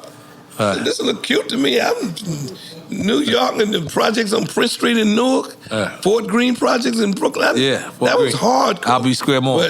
But sure enough, it was like that. It was popping off, and to me, I began to be more afraid of being there, because ain't nothing worse than somebody shooting at you and too scared to, just shooting. Right. And that's the way it was. Nobody was versed in being gangsters. Right. That was just what was happening. In New York, it was almost over by the time it was happening out there. Police will tell you, man, don't blow my job, man. Come on, I know you lost your job and blah, blah, blah. But they give you a break. Right. It was hard as hell in L.A. You wouldn't get no breaks. Yeah. Right. But so let me ask you, you went fishing one time in the Bahamas and you saw aliens? I went fishing lots of times in the Bahamas. No, but I ain't seen the aliens. I seen a UFO. I don't know how to put it. Me neither. Right now, the government is saying there's UAPs, UFOs. I've been convinced of that. I'm so convinced of that. I'm ready. Okay, but describe this moment. Any day now, I'm ready for that to jump off. That would not surprise me. But I'm saying what happened, he's talking about Boots and I was riding in Toronto, and we saw a laser. Midday, right, in the middle of the day, nice, right? Laser in daylight, that's a weird look. That's a weird thing, right? Yes. We saw it, hit the ground about a couple of blocks in front of us. We got there, didn't see. I said, what was that? He said, I don't know. So we drove another 3 minutes. The same thing, came down through, now we're off the highway, we're on a secondary street, come right down through the trees, 2 blocks in front of us. We see it right out the sky and right through the trees, and when it hit the ground, it looked like electricity splattering, it's popping. Okay, we see that, it landed on the same side of the street we were on. Next one landed in the same block now, on the other side of the street, and I reached for the radio, to turn down and look, and then the third one hit the car on the passenger side. it beat it up like, like mercury in a thermometer. You know what the mercury in the thermometer. I do not know about mercury in a It's thermometer. liquefied and Like it's liquefied silver, and- like liquid looking. And just dribble over the side of the car. Yes. Now, this is only like 3 minutes from where we just seen the laser. I mean, the one that looked like a laser. Right. This is like 3 I minutes. love this story, right? But when we hit the car, our attention for like years, I didn't think about this for years, was on the fact that the street lights were going down. They were dimming. They were dimming. Right. It was like the street lights was on and they were going off. The car lights was doing that, was dimming.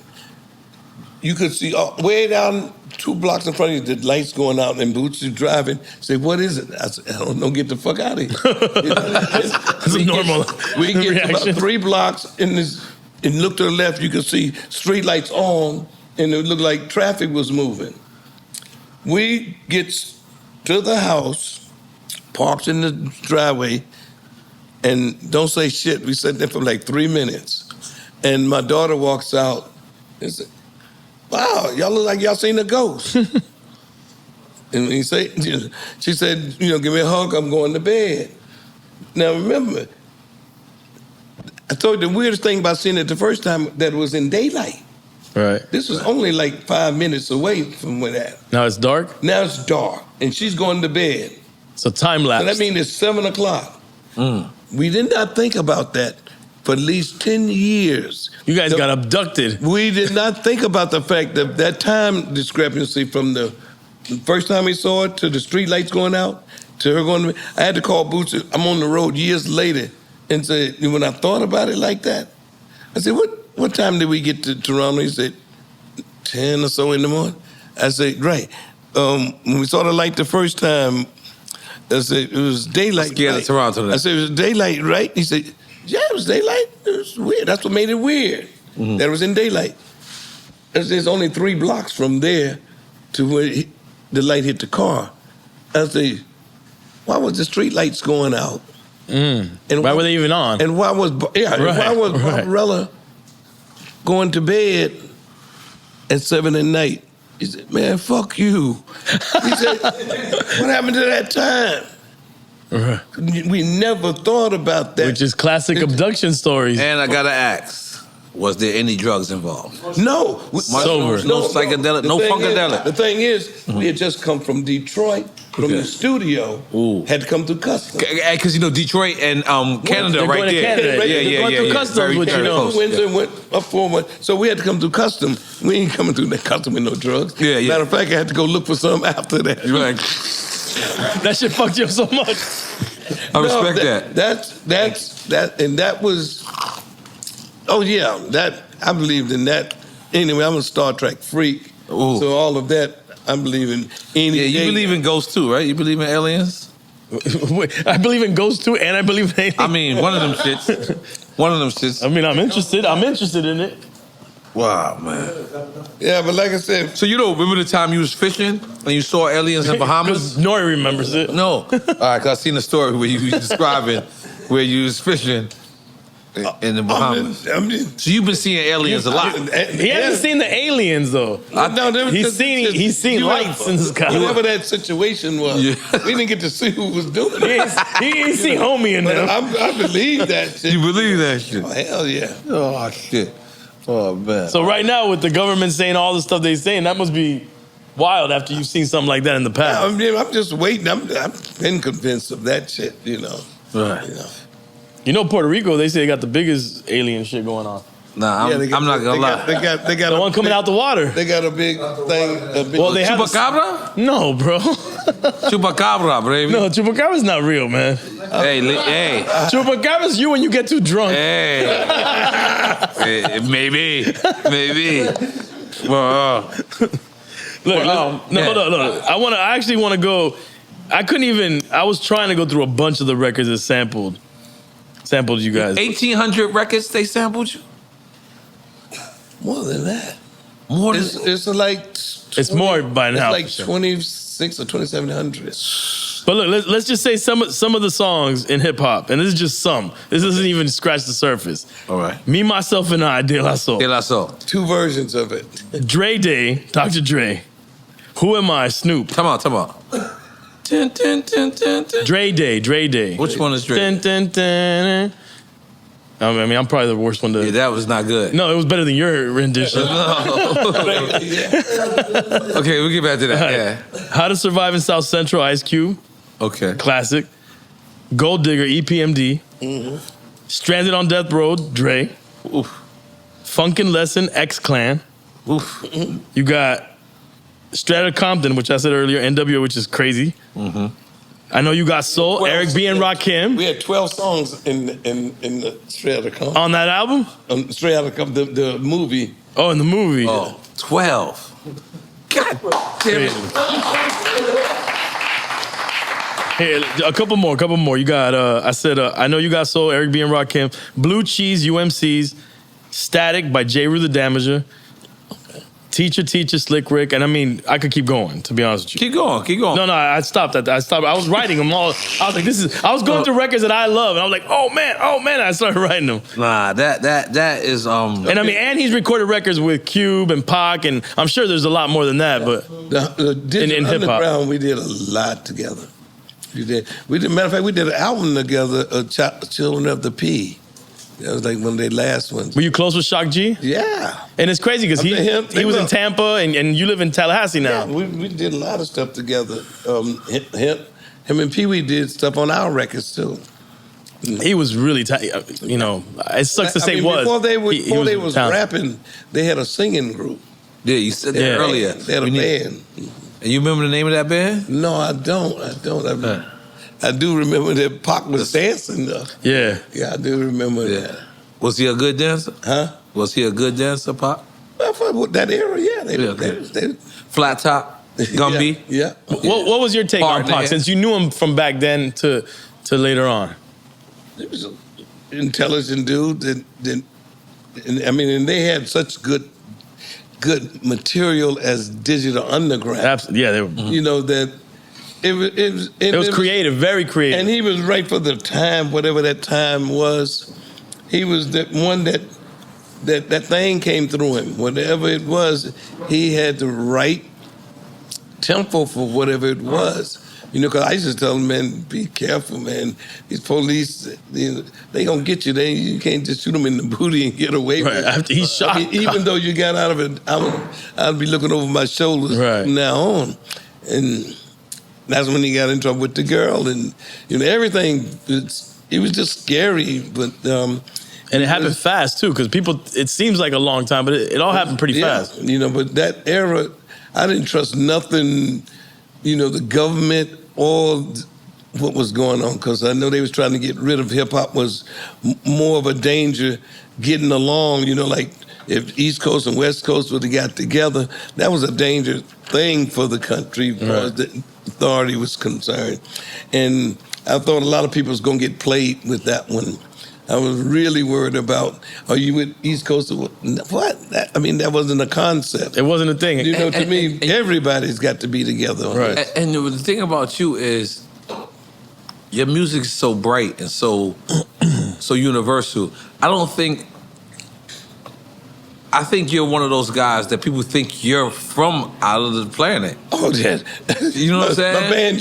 My band used to try to get me to be a preacher, but that was the acid. That was I read a few books that had some positive shit in it, and that shit stuck. What book did you read, please? Do you remember? I look at them now, they was just like shit you get at a magic store or some shit. Just had that positive. Everybody uses it. Right. Every organization will use these certain principles, and they work, and they're real. Right. But nobody really... Like affirmations and things like that. Yeah, that type of shit. Right. But I was on acid, and I bleed the fuck out of it. And to me, it actually worked now that I see. I avoided a lot of shit, but not being upset at shit. Right. Because I was able to write, I ain't got nothing. It ain't about me. I mean, I knew how to skate around it and I'd pick out the best sides of shit. And somebody I can always find the positive side of it. And the rest of it, I don't need that shit. If I ain't got the, it don't bother me that they do it. I just stay out of that part and I get the part that I need. Especially musician. You can't do no wrong if you great. I want the music to create the other bullshit. I ain't got to sleep with you. So the ego and all of that, you're like, as long as you're great, as long as you can play ass off. I mean, you need an ego to do this business. You absolutely need to be an artist in any. You just have to know how to reel that motherfucker in. You have to manage it. Because it'll work without you if you don't let it. The ego's the only thing that gives you the confidence to move forward and go out in front of people. Yeah, you just have to know. I'm a ham. You know, I put it simple as that. I'm a ham, so I know I take pictures all day. I can show off like a motherfucker on stage. But I know better than that shit, believing that I'm all that. When I feel like I need to say that, I go in the bathroom, you a bad motherfucker, you this, flush the toilet, and leave that shit in there. But when you come out,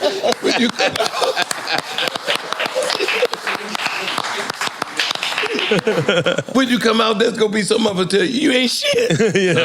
You know, and you got to deal with it. If it leaves you, your feelings hurt. No, fuck that. I'm good with it. Nah, you know what? Like I said, you know, when we locked this interview down, I just kept researching you, and the one thing that I noticed is artists throughout the years, sometimes they smile get dimmer, and their smile doesn't seem the same. One thing about you is your smile got brighter. Hey man, when the pandemic came down, you know, I've been like the painting. I've been doing that for, you know, doodling for a long time. When the pandemic came out, we had nothing to do. My wife bought me a bunch of canvases. I got in the house and I started painting. I've been doing so good with selling art lately. I mean, that's your art right there? We just did that a few minutes ago for y'all. Oh, I'm taking that home. Jonah. How you jacking all of us? Oh, we gonna split it, nigga. But that's what I mean, and that's like. I didn't even peep that. I thought that was like somebody writing graffiti because, you know. He was doing graffiti. You know, we racist and shit. So like, I thought it was a Spanish guy just here, just going crazy. It was a Spanish guy as well. I'm Puerto Rican. What Jonah had? Oh, that guy right there. All right. He's from around here in Miami. All right. He painted up the whole city. Come on. Oh, so you told him to do this and he just did it? No, he been doing this. He was doing this. So break it down. So this is the funk is we got in full effect. Art bullies. Him, Jonah, myself, and this got to do our album covers, Overton Lord. Art bullies. We've been doing this since Art Basel started around there. She had us down here. You was coming here before Wynwood was a tourist trap. Yeah. Because that's when we was out. I used to have a boat right over in the marina. Because this was the dirt back. Yeah. That's why the graffiti writers were out here, because the cops wasn't coming here. He was one of the first ones that had us down here doing that shit. Police were still running out of here. God damn it. Now I come back now and look at the whole city is graffitied out. Graffitied out, but with duck tours. Yeah. Yeah, art bullies. But so that's one of the things too that stood out to me about these albums that you were putting out. It was the black superhero kind of theme. Yeah. Like it was like, and I think I remember you hearing you say something about those albums in the 70s at least when I go and research it. And I think he'd say, you know, the artist might die, but the character would never die. Characters never. That was always one of my theories. Characters never. The Mickey Mouse and all that shit be around forever. Yeah, but you ain't realize that's Mickey Mouse. Out of here. That's Mickey Mouse 1300. Yeah, you don't even realize that. Yeah. But that's the way I look at it. I try to do my characters like that, like say Atomic Dog. We got a thing with the Q Dog that's coming out. That's coming out any minute now. Is the Q Dog's version of Atomic Dog. It's gonna blow. Ain't nothing but the dog, and I mean for real. For real. You're gonna see some political shit on this. I mean the Qs be stomping on it, but we keep the characters alive. You know that. But let me just reiterate what I'm trying to say. it was the black superhero characters that we had never seen. But you see a lot of them now, don't you? Yeah, now. You know, I mean, since Wakanda came out, yes. Yes, that came out, and now all these... And Hancock, let's just throw the... All of that. I mean, Reggie Hutton, we was working with him when he first got out of college. He been planning on doing P-Funk, and now Eddie Murphy is getting ready to do me. He's playing me. Wiz Khalifa. Wait. Wiz playing me right now. That's coming out. Oh, what that? My thing. Get some thing. Okay, so Eddie Murphy playing you. He's playing me in the new one coming out. Wiz Khalifa is playing me right now. They got one called Spinning Gold, which is about Casablanca. You know, Donna Summer's Kiss in Parliament and all that stuff. Neil Bogart. Wow. That'll be out in 2 or 3 weeks. Spinning Gold. And that's and Wiz is playing myself. He did a pretty good job. I saw that. Why? And was you smoking weed back then? Smoking weed. Oh, his life. I mean, I think. No, I wasn't smoking. For life. No, we wasn't smoking weed back then. No, because I'm wondering what is Wiz going to smoke. No, we was doing. It was coke then. It was cocaine. We were smoking weed. It was coke. The little bottles, you know, around your neck with the chain. Wait up, time out. I've never heard this. Well, time out. Wait up. You had bottles around your neck? You had a bump? Ready to go? Everybody had. I mean, that was Hollywood. That was. Wait, hold on. Y'all had necklaces full of cocaine. Necklaces with little bottles. Remember, cocaine? They didn't even know what it was. So it wasn't illegal. It was. I never heard a necklace full of cocaine. Cuban links. Yeah. That's the original Cuban links. Original Cuban links. That's the Colombian links. Colombian links. Oh, that was, you know, and then, you know, it got so wild, and pretty soon then everybody was doing lines, and that became later on. It was so dainty, it started out necklace. Little spoons and shit. Ooh. You know, and then people went crazy and started overdoing shit. Right. Because no one knew what cocaine was back then. Not in the what hood. marijuana was. Yeah, not in the hood. Some people did. Right. People with money did. And then I feel like the people that came around, they went like this. It was a money thing. They moved their hands like this. Yeah. Like, you know, Right, it was it was like upper society was doing. Yeah, you know, like you see the old classical people with their little toots in their ring. They have the ring. That's wild. And they be at the opera. Wild. Yeah, that was a money thing. Yeah. When they made it where it get in the street. Well, when it hit to the hood fucked it up. Had to cook it. The hood had to cook it. Put water. The hood put Old Bay on that shit. Had baking soda. The hood done put Old Bay and barbecue sauce. I had a robe on with a box of baking soda on it. That was like the emblem.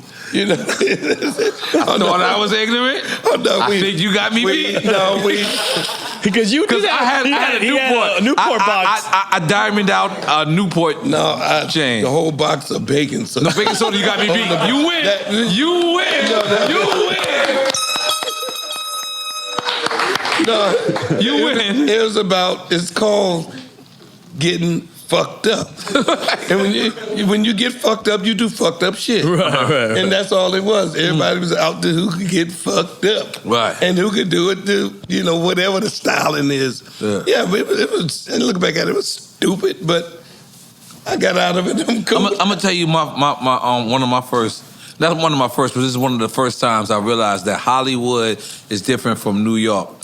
Was I had a pack of cigarettes, and with a pack of cigarettes, I went to a Hollywood, just a Hollywood party, right? I don't know. Like a networking thing? Yeah, just a Hollywood party. And I had a pack of cigarettes. I put on a pack of cigarettes, and a white dude came up to me and said, "Hey man, I'll give you an 8-ball for that." You said take the whole cigarette. thing, buddy. I was like, what? I was like, I've seen that. Like he wanted a whole. He wanted a cigarette. He wanted a cigarette bad as a motherfucker. He wanted a whole 8-ball. Goddamn, we looking good. Come on, let's go over there. Throw some tablas in there. Come on, you got to work, brother. You know we fly him in from Peru just to roll blunts. Oh man, Peru. Yeah. But we don't fly him in from Peru. He lives in America. Oh, Peru. We fly him in just to roll blunts. He's Peruvian though. But I think Peruvian. You said I don't think of weed. He did ride in on a llama though. Yeah. And he just comes here to roll blunts and wrestle pigeons. He's a luchador. And wrestle flamingo pigeons. Peruvian weed. Nah, that's our brother Boris right there, Beats in the Hood. He's a producer, Pick up the actually. Brickle Boys. Came in with the goddamn clap. So what is your favorite part of the game? Is it to make the record or perform the record? Probably performing it, but when I get a chance to make it under the conditions I like to make it in, I enjoy the hell out of that because I do lots of crazy things, try all kind of crazy shit with all different ways. So I like making it too, but I like performing it. Yes. That once, when we get on the stage, that's second heaven for me. But you said you prefer analog over digital, right? But now with all the things you could do with digital, when you are recording, is there anything about digital you love that you could manipulate and do all these different sounds easier than you could with analog? Well, yeah, you can do a lot of stuff just faster and stuff like that. Oh, yeah, and then the editing stuff that you can do. Right. I mean, you don't have to cut you tape. Can look at the scope and do it. That's not even fair. Not auto-tune. We had to and you literally had to cut tape to you had to cut the edit, tape, little pieces of tape. We had tape all around, a beat everywhere, and if you put it upside down and put it back in there wrong, it's backwards for a second, then you take it out and turn it over. We had tape, you had to cut up everything. Now you just look at the scope, and the engineer I got now, he don't even have to listen at it. Right. He can give me an ED off a word just by the scope, the specs on the thing. That's easy, but the feeling of it. Right, now the analog. The feeling of 2-inch tape. Yeah. Is a whole nother thing. And it's heavy as a motherfucker. Yeah. Even, especially when they sample it. If they sample it off a record as opposed to the tape, that shit is hot. I mean, when you listen back, you sample something like, listen to, say, Run DMC, that was some hot shit. I mean, like, damn. The bottom on that, and if they put an 808 on that shit, it ain't the same as nowadays they do it. It's still good. It's a whole nother thing. Did you ever hear? There's a quote. DJ Quick, I think he was on Talib's podcast. I just talked to him the other day. And Quick said something about he felt that recording analog and on tape, that because of the magnetism that's going on there, that it's capturing the energy in the room. I believe so. Yeah, I believe that as well. There's a thing. You can actually record the sound of an empty studio. We just record which is like static. That's magnet. Just the empty studio, and put that on a track, and have a track of just that empty studio in there, and record the drums somewhere else. Put them, when you mix them together. It sounds like the drums played at this studio. Wow. Certain studios. Fuck am I learning here, Certain studios have their own, ambient sound. We just put mics up in the studio and record the studio, naked studio. And then go and put anybody that's crazy. Anywhere else. It's cheating. I recorded this at United Sound because the studio have a sound of its own. Right. I mean, and it worked almost. I can tell any record. I can't tell any record, but I can pretty much guess when somebody was recorded at this studio. I just know that vibe. The ambience and you could be like, this recorded at Record Plant. Yeah, I used to be able to do that. Yeah, Record Plant was easy too. Yeah. I lost that shit. Because everything is digital. Right, after digital, I used to be like, this is a Hit Factory. This is Criteria. This is Sony. We mixed Atomic Dog at Criteria. Here in Miami? That's how you know that's how you know you're super legend. That's it's before Hit Factory. Now Hit Factory. Yeah. It was Criteria. When we recorded, it was Criteria still. Yeah, thank you for making me feel old. I respect you. Bro, we the same age. Relax. 82. Wow. A little 90s. Yeah, Bee Gees was in that during that time. Ooh. All that. So the Bee Gees were recording there? Yeah, Bee Gees was living there. I mean, they live out here. But they was living in that studio at the time. They didn't have their own place then. Betty Wright. Oh, they were literally living there. Yeah. Betty Wright was living there? Betty Wright, yeah. Her and her husband. Wow. Yeah, this is and Criteria's like it's not like in the hood. It's across area. the street. Oh no, it's up. It's never been. I don't think that's ever been a nice area. It's been an industrial area forever. Oh yeah, it was deep back then too. Yeah. Oh yeah, back then I could imagine it's a little crazy. Yeah, that's when Miami Vice was out. Yeah, cocaine everywhere. Cocaine Cowboys. Yeah. That was that time. The 80s was crazy in Miami. That was that time. I used to Did you still have the little necklace? No, your necklace got bigger then. I used to live at the Sheraton 4 Ambassador. I think it might call it Intercontinental now. Oh, pulled your car. Right downtown. Yeah. It's still there? Uh-huh. I used to live there. Uh-huh. George Bush Sr. used to live there. He was living When he there. was the CIA director? When he was CIA. Yeah, he used to live in the. I'm on. Yeah, you was living with the CIA director? I forgot. I'm just talking to y'all. We on live. Yeah, no. We ain't never had no George Bush Sr. story. Jesus. No. We used to live. I used to live there and go fishing from there. All of. I didn't even know George Bush Sr. lived in Miami. Must have been his Noriega days. 6, 7, and 8. I was born in 77, just so you know. So I was there with y'all. I'm 75. In my mind. Yeah. Hold up. Yeah, that's when the Miami Marina was right at the park there. Yeah. You were really like fishing. Like fishing. Boots and I, every time we get a hit record, we was down here and we go over to Bimini. We take the boat over to Bimini. See aliens. Huh? And see aliens. And see aliens. You heard about the Bimini? What is it? In the water, they got the stones. You heard about that? No. They got these stones that they say they think is like part of Atlantis or something. Oh, yeah. Oh, yeah. I know you're talking about. Yeah, I know what you're talking about. Mad random. Nah, I mean, I ain't gonna lie. I want to see some aliens in Bimini. In Bimini? Yeah, in Bimini. I want to go get high. Like, I love Bahamas. Bahamas is a beautiful place. Oh, yeah. It's a beautiful place. And y'all been going to the Bahamas for years. I eat too much conch. Conch fritters. I've been eating conch fritters off the chain. I had conch coming out of my ears. I ate so much. And the first day I got a chance to get some soul food, they gave me a Bahama Mama. A drink? That's the drink, right? And now it was hot, and I thought it was, Kool-Aid. Okay, and it's hot outside. You're going to feel that even more. Oh, my God. I thought I had taken 2 tabs of yellow sunshine. That shit, it had your head.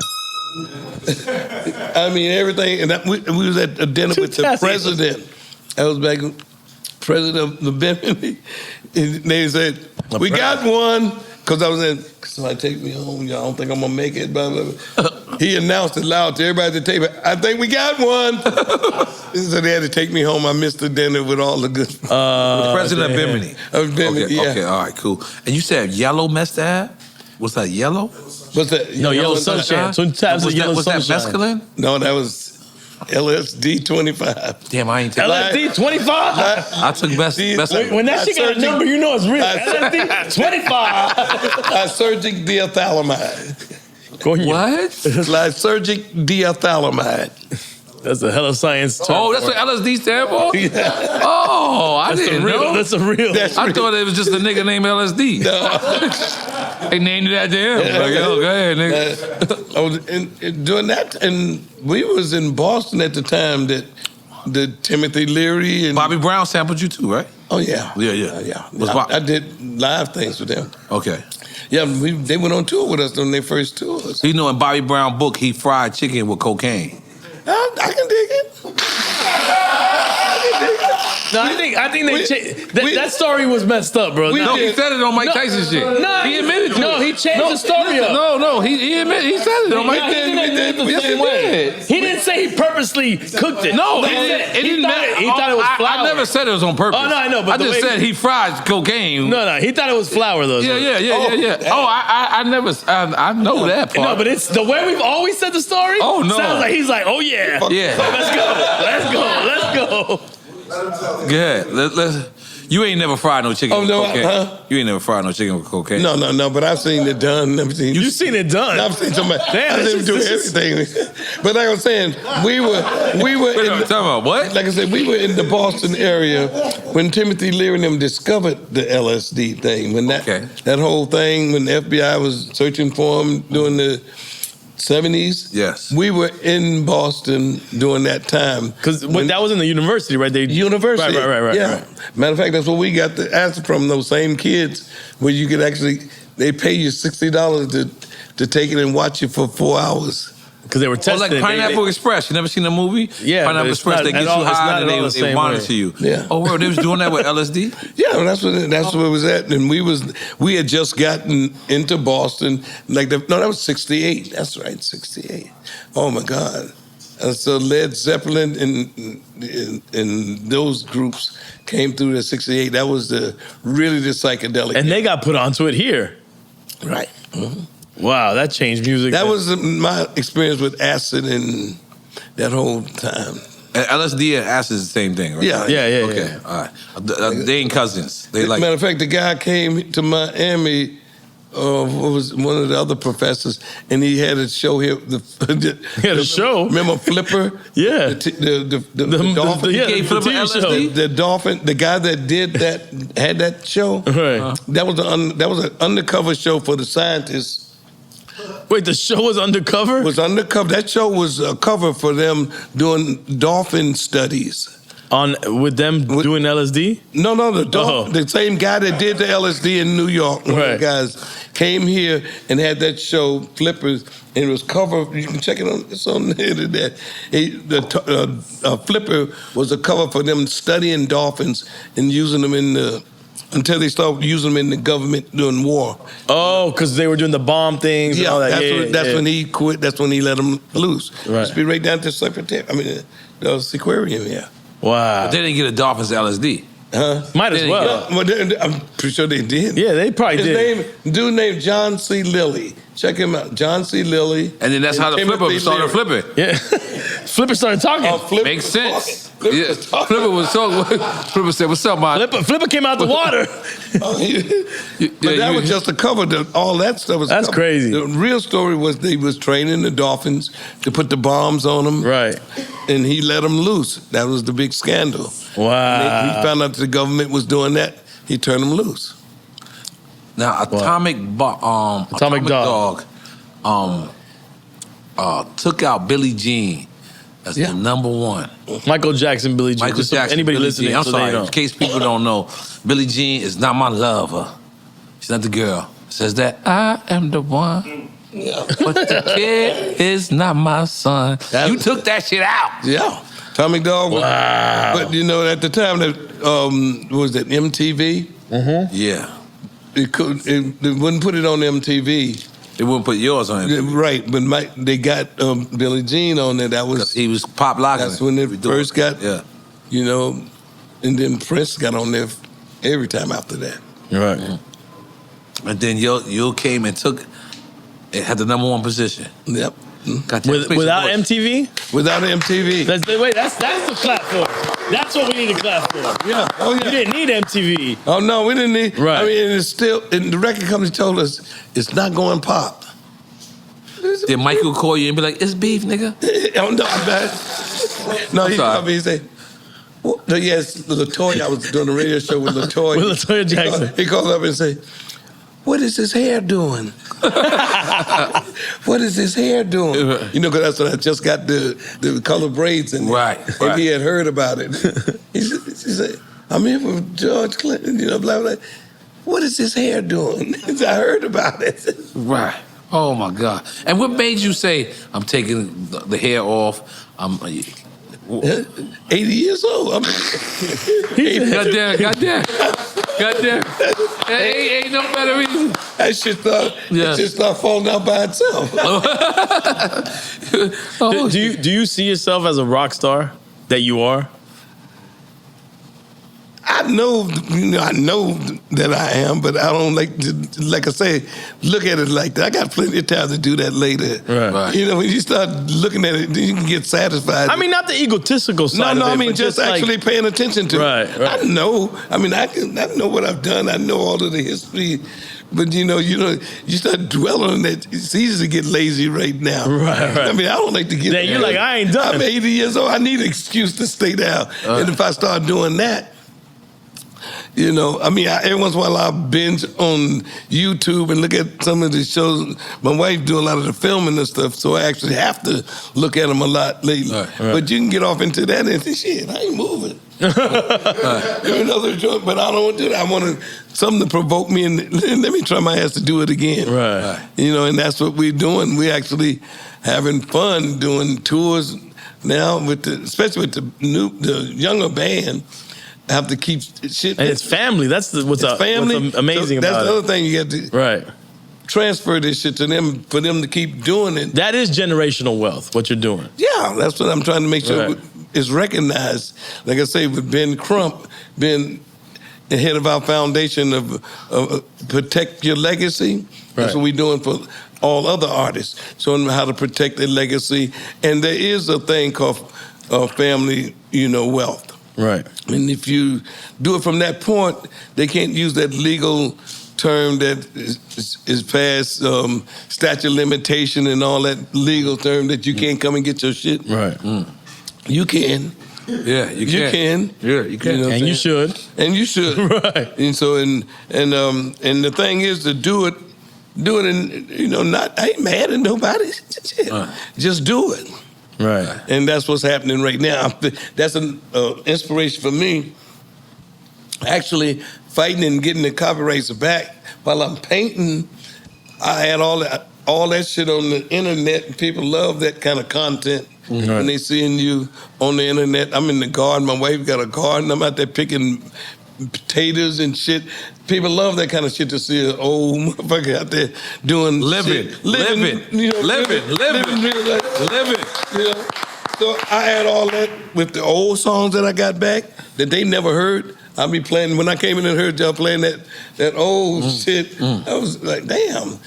I worked the records that's we put out years ago that people don't even know about. When they hear them now, like, when did that come out? It came out, you just missed it, but it's still here. So I like participating in all the social media shit. That's just like going to the radio station. So you fuck with TikTok? I fuck with all of them. I don't fuck with TikTok. I fuck with all of them. I can't stand it. I fuck with all of them. I mean, I ain't trying to get commercial with them. I like to play with them because it's the kiddie shit. The old motherfuckers used to get in there and try to make money. Yeah. No, you gotta. You fuck with Twitter? Yeah. Yeah. Twitter's the most Instagram. negative best place in the But world. I don't actually get on. I don't get on Twitter and or Facebook is when I don't get. No, I don't get on there and fuck around. See, Instagram, you gotta show you a picture. I don't really like it. Yeah, Facebook, you gotta show you a picture. I don't really like. Yeah, Instagram, I just go on there and talk shit. I got no haircut. I'm just on the bathroom. I'm like, what's up, motherfucker? Instagram? No, Twitter. Oh, and then someone be on here like, yo, Kamala ain't brushed her hair. And you're like, wait a minute, you just talking about the vice president? Like, how are you talking about the vice president? God damn it! And then you just go. I don't get no conversations. No politics. No politics for you? Oh, I watch them all day, but I don't get out here and talk about it. Yes. Yeah. Because that's some other kind of thing right now. Because Joe, but I watch the hell out of him. Because Joe Biden, I'm not sure if he here or there. No, he's my boy. He your boy? He my boy. Okay. Him and Kamala, they my. Okay. Them ain't nothing. Ain't So I'm a ain't refrain. no choice. Yeah. So I don't even like. You're like, no other. There's no other choice Ain't nothing right out now. there. Right. I'm gonna just say one thing. The other day they walked Joe Biden out and he just kept walking. You ain't see it? The nigga just kept walking. Oh no, he got another kind of They say style. But no, he's on it. Now there's a lot of things. Like, you saw Joe Biden's wife kiss Kamala's husband. What the fuck I don't know if that's fake or real. Yeah. That shit was weird. Yeah, check his. I saw it. I don't know what kind of parties they're having. No, but I'm used to French, Italian. They go down, get you. Yeah, but they're neither Right. French nor Italian. They're not French or Italian. No Latino neither. That wasn't a Latino As long as I kid, see too. people do that, they ain't no big. That's No, I ain't gonna lie. I kid you not. I've been places where I seen two men kiss and they just, I mean, and they're that's like, what up, real. homie? Like, Well, whoa. Italians will do that. I mean, wherever you go, there's things that people do that's so different that Yes. you can get lost. yeah. I mean, you try to eat some beef in India. Oh yeah, Right. no. That's as bad as you say bad somebody religion eat a over there. dog here. Right. Yeah. So it just depends on where you at. Right. And after a while, it's just like, damn, I guess they ate everything at No, one that's time or very another. true. I guess in Washington D.C., kiss but everybody's it's hard, husband and it's wife. hard actually to get over that at certain things because we've been so programmed. Right. But I realized that if you starving and hungry, you do all that shit you Oh, said you you do would whatever. not Yeah, do. absolutely. And some people think they starving before they're starving. Right. Oh, we drunk enough yet? Yeah, holy shit. We're not done yet. Hold on. All right, Jesus, my wife calling me. On right now. Okay, this is something that we touched on earlier, but I got this in my notes. When you did Flashlights, they actually be performed with flashing lights in the concerts? The people? Yeah, the people. Oh my God, yeah. Because this looks is like 1,000 lightning bolts. Because now when hip hop, when you say put up a lighter, they put up a lighter. So you telling me you invented this? They had flashlights. Let me give you your props. Let me just give you your props. Hold on. You know how when they say put your phones up, right? Put your lighters up, right? So your record, people, and you gotta remember, flashlights were like 18 pounds back then. And they had D batteries. You could kill a nigga with this shit. A couple D batteries. This was literally a weapon. Bang! You hit a nigga with this. They had the sabers too. I mean, they had the springs that was 18 pounds. Oh yeah, it was a lightsaber. They had the lifesavers too. I mean, that Star Wars came out right when we put Mothership out. Star Wars came out the same year, a couple of months later. And you start performing this, these motherfuckers out there with flashlights. Coliseums and stadiums, 90,000 people and shit. Wow, 90,000 people. You saw 90,000 Afro. Chicago Soldiers Field, there was 75,000 Afros. Come on, we got a humble artist today. Humble artist today. 3. Let's all make some noise for that. But look. We got a humble artist today. We have the humble artist that think that 20,000. Ooh, you got 10,000. He was doing 90,000. Yeah, you got 90,000 people in the audience with flashlights. That can kill people. And they brought a flashlight. It's basically like holding a door. We sold them to It's 18 pounds. We sold them. And you sold them. That was merch? That was merch. Holy shit. That was merch. Make some noise for that. Oh my God. Oh, matter of fact, to tell you, the merch, you know Prince movie, Purple Rain? Purple Rain? Yeah. Remember the guy on the club? Billy Sparks? Think so. That was the guy that sold the flashlights. It was Billy Sparks flashlights? It was Parliament flashlights, but he was the one that was doing the merch that time before he got with Prince. Wow. Matter of fact, half of Prince's band was with us, merch people, went to work for him. God damn it. This is so crazy. Did you speak to De La Soul? You know De La Soul just recently got back their whole catalog. Yeah, we working at it. Yeah. Oh, okay. Oh, you spoke to them, okay. Yeah. Matter of fact, they were one of the first ones that when they sampled it. That was the beginning of the sample issue. Right. Tommy Boy paid us. Okay. Them and Digital. Tom Silverman. Them and Digital Underground. Both of them. Oh, because Digital Underground was on Tommy Boy as well. They was on Tommy Boy too. Those were the two that paid us the first time that they were sampling. We didn't know what people were doing, using the record. We didn't know how you're supposed to get paid or what. Oh, the label paid you, but then De La got screwed on their royalties. They got screwed later on. Right. We both got, it was a good thing for you. We both got screwed. In that situation. They only paid us the first time, but by the time they got screwed, we both got screwed together. I'm saying it was new for everybody. So the label was able to pay you. They was paid the first time. The hip hop artists, it was all new in that situation. Yeah, and nobody knew how to pay. Right. And then they charged the artists. They told them they was paying us. They were taking out of their royalties and told them that they gave it to us. That's why I told Snoop. Right, that's why they didn't get the royalties. Let's do the royalty statement party. If they took it out of your royalty, they didn't give it to me. It should be on my royalty. Wow. And so you see what I'm saying? Yeah, no. Publishing shouldn't be taken out of the artist's royalty. They did all. Well, I mean, it's all not just the publishing. The fact that you sampled the record. Right. That's another thing. Now your master have another master in it. It's not the publishing, but it's the publishing of the master. It's part of the writing credit. And the ownership of the master. Right. The record itself, the writers get their part of it, but the person that sang the song or played. But you see, this is why people like you and a lot of people need to learn more about this because it's so complicated. Right. I had a lawyer one time that he told me that the people that created the mathematical equation for publishing were rocket scientists, and I don't know if he was joking. No, they're the same ones that did sharecropping. You know, with the farmland. Right. It's the same theory as that shit. Which is all they loan you some money and you never pay them back. Right. Everything that you give them is against some advanced shit. You know, which you'll never see back. And you'll never recoup. And it costs you a fortune to get lawyers to play with them on that. You will always be now in debt. You can get it back because of the 35 years, and they'll still beat you if you don't know what you're doing. Go ahead and do it. Yeah. But you can get on YouTube now, and all that shit, all that information is there.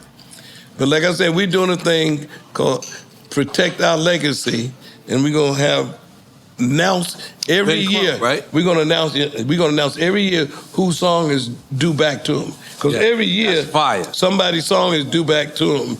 Or album. Or album. Yes. We're gonna find That's out fire. Let me be whose a part song of is this. due. But what about the pieces of the songs? Like you're saying, the the writers, samples of the song? Yes, all of that. All of that come back. Like to you. I think that needs to be simplified for people. Oh yeah, dude. Because I think that's the problem. you. They need to tell you when it's done. You know, like the copyright place should tell you somebody just used your song. They just sound. They can do that, but they don't want to do that. They're gonna do it once he make it a civil rights thing, which is what it's gonna be. You know, that's gonna happen in everybody because there's a lot of hip hop money out there that the people. And I didn't think get we paid. need more sampling in hip hop because I think that was They scared to do it because they got sued so much. That's what made hip hop. That's what gave the soul to hip hop. Yeah, it was. And when you took it out, it changed hip hop. Yeah, it's scared. And when they got scared to sample stuff, that changed everything. And the fact that don't many people make vinyl records too, has something to do with it. Ain't many records to scratch. We're gonna have to start making records just so you can scratch them. I'm gonna tell you the first time I actually, besides me, questioning my contract, the first time I ever, and this wasn't called an audit. It's the first time I ever see my record label. There was something going on that wasn't right. Was I looked at it and they spent $800,000 overseas budget.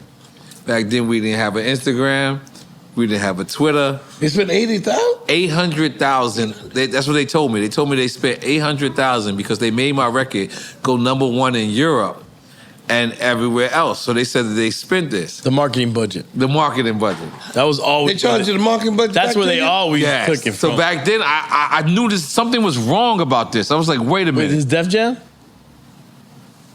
This is Tommy Boy. Oh, okay. This is Tommy Boy. Oh, Tommy Silverman. Yeah. So, it wasn't him. It was the label. Penalty at the time. Let's just say it was. It was one of them. It was them together when they was together. Penalty and Tommy Boy. And I was asking them. I was like, can you show me proof that you spent this money in Amsterdam? Can you show me this money? You spent this money in Japan and such. Back then, we didn't have an Instagram. So whatever they showed me, it was sufficient. That was the proof that they, And you couldn't. It's no way. You couldn't argue the proof. It's no way they could have been spending that money there, but we couldn't. So that's the one thing I will give to social media, Instagram, TikTok, is they can't do that no more. They can't say to me, "Yo, I just spent $150,000 for you in Japan and Tokyo." And I got somebody in Tokyo that I could hit on Instagram or Twitter and say, "Did you see that poster?" You know what I mean? And so that's the one thing. Right. That's the one thing. So that was the one time that I actually started to see, like, holy shit, these people are, I don't want to say lying, but let me just be honest. They were lying. Right. They were lying. There was no other way to say it. And I never recouped that album.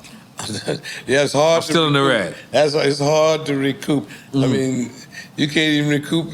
You can go bankrupt, and they still tell you you're unrecouped. Still old, yeah. No, because you're bankrupt supposed to wipe that shit out. Right, that's right. But if you ain't paying attention, they still will charge you 10 years later. You're unrecouped. I mean, is it far-fetched to say, if you look at the history of record labels in the music industry, it's a racket? It was always a racket. Oh, it was always a racket. It's actually better now. I mean, it's actually a business. Because corporate America got involved. Yeah, it's in the beginning, it was a racket. It was straight street. Underworld that shit. That was dope. Right. And using the word master was even fucked up, too. Using the word master. The master record? No. Using the word master. For the master, that was even like, A master. Well, that's the master record. That was the first record. The original record. No. You're taking that somewhere else. Yeah. No, it's master. It's not massa. You're right. Yeah, you're right. My fault. You're right. It's me going too far. My bad. I watched too many Malcolm X movies. My bad. I'm bugging out. That's alcohol. My bad. But I think the industry is reaping I don't want to say the benefits. It's reaping the history of what it was. It was always a racket. It was an underworld racket. They call it cash cow. Right. It was so street. You made the records on the street. You went and sold them. You got some. You sold them to the stores. Right. It was a hustle. And they just made it. Learned to make it civilized and a business, and it's getting to be that. Believe me, because you look around and see they talk about billionaires. You wasn't even a thousandaire back in my day. A millionaire was out of the reach, but now you talking about billionaires. So it's going somewhere. But the artists aren't becoming billionaires. Yes, they are. Not in the music side of it.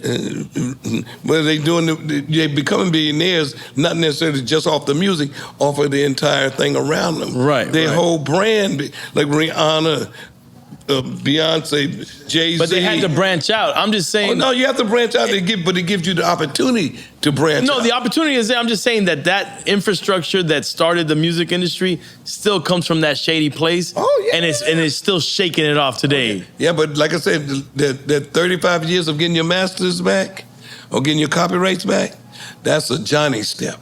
Right. That means you can actually go in there and get your thing back, and you can get paid for the licensing of that from now on. Right. They didn't have that before. You didn't get it back. You said in forever into perpetuity and all that kind of shit. Now you can actually get it back, but you got to know how to work it. What was publishing when you first started? Like, was publishing already established? Yeah, I mean, Joe Bett was the biggest publisher in the world. That's Motown. All those songs that came through Motown, they were like the biggest. Columbia was the second, Screen Gem was the second biggest worldwide publisher. They did movies and soundtracks. So there was always a structure there for pop music, classical music and stuff. Just that rock and roll was like hip hop. It was which was a street thing. For people that don't understand, rock and roll wasn't a white genre originally. Not at first. Right. But Little Richie invented that shit, right? No, I'm just playing. Because people think of rock and roll, they think of these heavy metal bands or something. No. That's rock. The rock and roll. I mean, Jerry Lee Lewis was my favorite when it comes to rock and roll version of that, the white version of that. Right. Elvis was cool because he made it, and you got to give people props that made it. Right. It worked for him. But Jerry Lee Lewis, he came to the Apollo Theater and turned it out. Right. Folks was like, damn, where's this mama? He had a real vibe in his ass. He was a crazy motherfucker. He called himself the killer. I mean, he had a hell of a story, but he was all of that rock and roll thing for me from the 50s, and then you got a lot of good ones after that. The pop side of it, like I said, is going to be the Beatles once they got really... That's why people keep asking me a Beatles story for you. Huh? A Beatles story from you. Oh, the Beatles, like I said, that was just like John Lennon, Paul, You took acid with them? Ringo. No, I never even met him. I met George Harrison. I met him. They all were their own entity in whatever that was. That took rock and roll to another. But they weren't even rock and roll originally. Well, they were until the George Martin started producing them and putting all those classical strings and things behind them. Right. Then they became something other than a rock and roll. Their first records without all the strings and things, is basic rock and roll. Simple rock and roll at that. Right. Oh, when they were suited up, they were rock and roll though. They was there, but then George Martin actually put symphony stuff over their music. They became more eclectic. Very eclectic. Right. I mean, to the point of almost jazz. And because the classic, it was symphony. You know what I'm saying? But it was still rock and roll. Right. And they had all the elements of what rock starring was, and they had different styles of real good music. Whenever somebody else did their songs, it really worked. When Aretha would do Yesterday or Ray Charles would do Yesterday, their song was conducive to serious R&B singers. Right. Their song worked very well. But they were the ones that just gave it all that class, and it was something to shoot for. And that's what we did. We did not want to be a regular band. We wanted to be a thing. An extraordinary band. We call it the Right. Parlor Funkadelic meant thing. We could be anything we wanted to be. We didn't have to get... You could morph into whatever you wanted to be. And nobody wouldn't say that ain't your bag. You were ungenre. We didn't want to be in a bag. Right. We wanted to be like Sun Ra. Just do music, and people say, that's weird. But when you do get one that's be like, oh, it stands by itself. Like Atomic Dog, there's nothing. We couldn't even do another Atomic Dog. Nobody can. You know, No, that's never going to happen again. That was just one of those stories, you know, where I walked in and I thought, that, you know, high as hell, thought they was recording without me, and ran into the studio, told everybody, let me sing, and they had the tape on backwards. So I sang to the tape that's backwards. That's why you... Oh! And once I did it, it was too late. They had to finish it that way. They had to put the rest of the instruments on. So the song... Was this in Los Angeles? No, that was in Detroit. Okay. So when you heard it that way, would you say, yeah, this is great? That's why I'm talking so long. This is a story on Famous Dogs. I'm trying to figure out what key is it in. And I don't force my way in the studio. So everybody's like they looking right there. I'm looking right through the glass. They all looking at me. And I'm trying to figure out what fucking key is it. And they ain't got no key, so I'm trying to kill time. This is the story on Famous Dogs. Wow! I'm sure you've told this story before, I'm sorry, but this is amazing. On the top of my head was the clap. I mean, all of that was just ad-libbed into, wasn't going, why must I feel like that? Why must I chase the cat? Nothing but the dog in me. It's atonal as fuck. That's not committing to a key. And then do the dog, and then I realized, damn, this making sense. Do the dog catcher. And I saw everybody start laughing.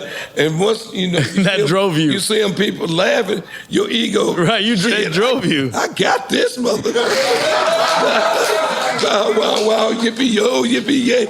And mother do just like they do.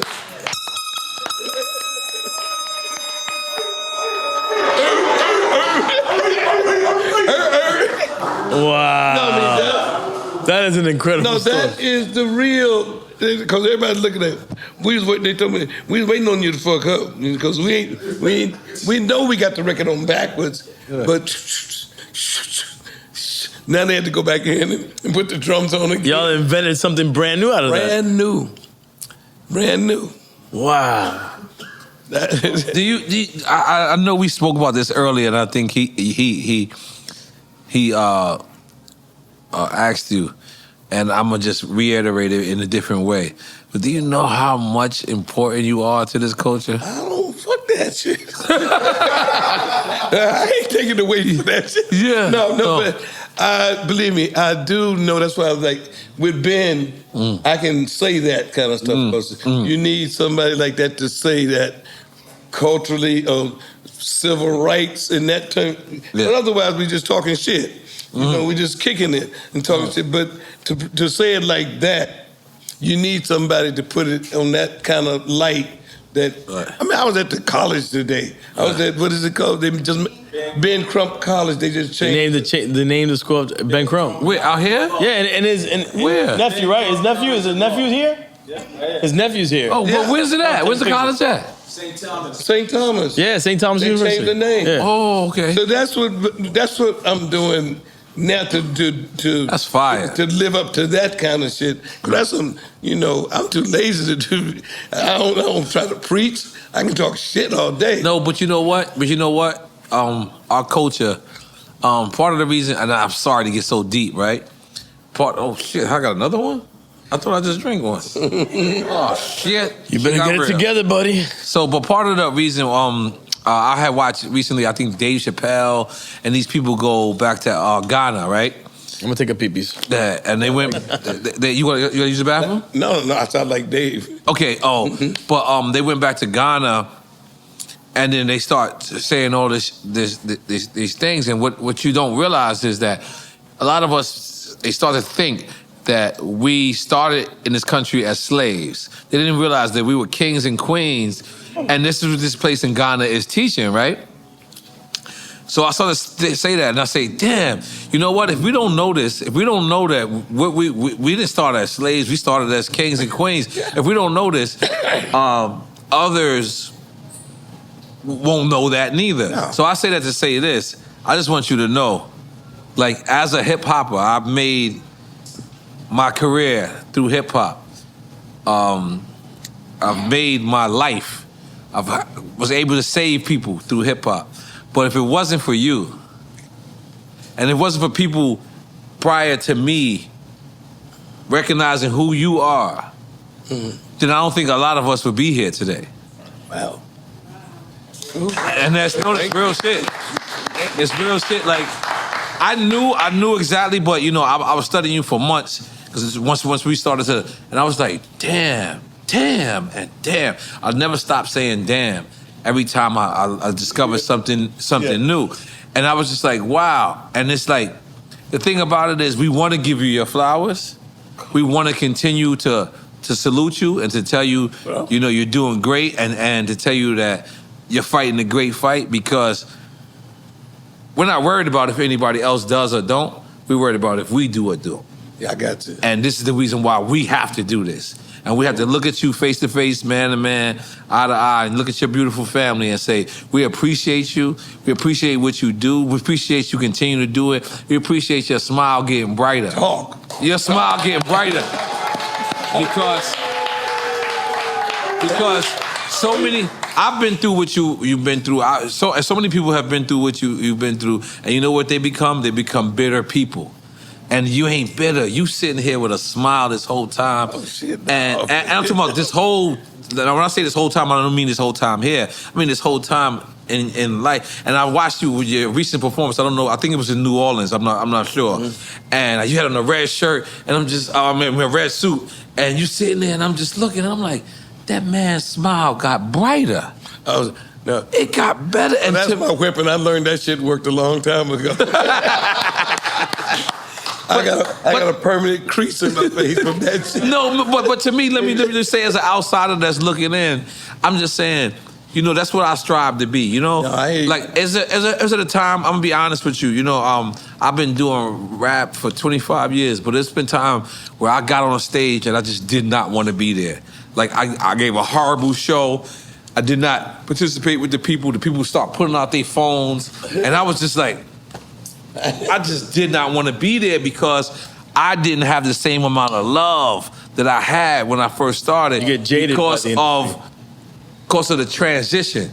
The transition went from, yo, look at me, motherfucker, to now it's like, I'm just filming you because I want to show my girlfriend. Or I'm just filming you because I want to show my homeboy. If you start analyzing it and figuring out what people do, that's always dangerous. I used to tell people in the audience, they be looking at us, trying to analyze what all these niggas doing up here. You can't even count us. You can't analyze it because we doing everything to be unanalyzed. Wow. We doing this on purpose. You can't even count us. So you paid money to come to see the show. And y'all didn't have Instagram. Enjoy the show, and you know, and because the people leave it up there, they'll come to the show coming in. Man, this ain't gonna be shit. I mean, that's certain attitude certain people can have. Just normal, not even thinking about it. I'm going, you know, but this ain't going. But if you call them out on it, like, hey, you can analyze if you want, or you're going to miss the show. Right. Once they realize that, then they're like, oh, so let me pay attention to this motherfucker. Right. And then they end up, damn, they here with us. When we get ready to leave, they're in the parking lot. Because most people be thinking about, let me get to the parking lot before the other people get there so I can get out of here. Right. Don't get stuck in the traffic. We make them stay to the last minute trying to figure out what the fuck else they gonna do. I call them out on it. That way you can actually be loose enough to have fun as opposed to trying to analyze what the day is about today. You pay money to see this show. I'm getting paid. Yeah. Once you say some shit like that, then they, you want get your money's worth. You better have a fucking good time. You better have a good time. Right. And that way, we all end up having a good, leaving at the same time in the parking lot, smoking a joint. Damn, you know. You ever heard of Versus? Huh? Versus? Versus. Versus? Yeah. I don't know who to do it with. He went Sound like you want forward. smoke. It sounds like you want smoke. He's like, who won it? That's what I interpreted it. You know what? He can do it. He can do it against himself. He got fans. He looked at me like, who won it? Parliament against Psychedelics. No. We started to do that. Well, who? Swiss Beats called you? No, we talked with them. Okay. We wanted to do Parliament, Funkadelic, and versus George Clinton and the people that sampled us. Ooh. Me and the people that sampled us against Parliament Funkadelic. And everything will be. Wow. I wasn't ready. I wasn't ready. Anybody that sampled us, I could do that with and get them in it. So that way it'll be all of it. But it's hard. We ain't got his playlist set up. Can we get his playlist set up? Let's run through 5 seconds of his first 15 records of his playlist. Holy shit, I just wanted to let you know you smoking everybody, my money's on you. Just in case anybody wanted in verses, well, my money's up. Listen, while we set that up, I'll be remiss if I didn't ask you this. So I'm Cuban American, and I want to know any Latin, Cuban... Who? So there was influences? That was the #1 R&B song in Newark, New Jersey in 1956. Tito Puente. Tito Puente, yeah. Tito Puente. Yeah, you got it set up? And the B-side of it was Yo Como Va. Yo Como Va. That was the B-side of it. That was the B-side? The B-side of it, 1956. But hold on. Let's do it together. Look. I always ask people. We're raising up with George. Yes. I'm empty. I always, yes. Make some noise. I always ask people. It's beautiful. Damn. Art Bully. Art Bully. There he is.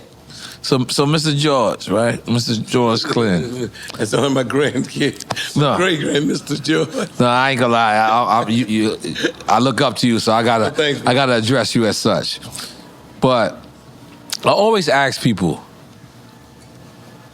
in the midst of making history, do you know you making history? Oh, yeah.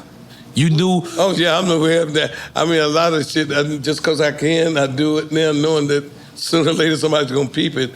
So a lot of stuff is planted in there now. Because I know I got the platform and I know that.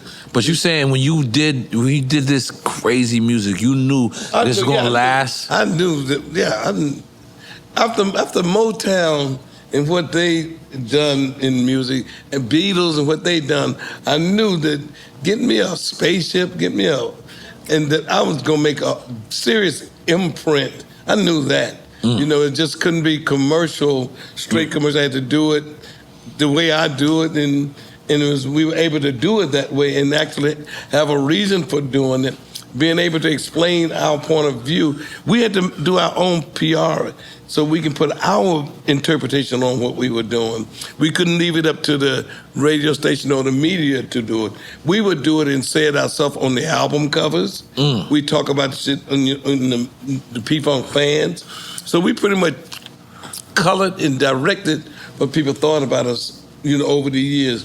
We know that that's important. That's why I say TikTok, internet. I know how to get on there and get in with who's ever running shit and be down with them, and you be accepted as that. So basically you say you knew your legacy. Yeah, I was planning. No, but you couldn't understand where it was going to really No, I didn't know where when it you was was falling. I just knew it was going to fall whether I be here or not. Right. I knew that I set up plans. I mean, the copyright, the paperwork for the lawsuits, I left them all over this country with different people that's going to be able to bring them out. But influentially.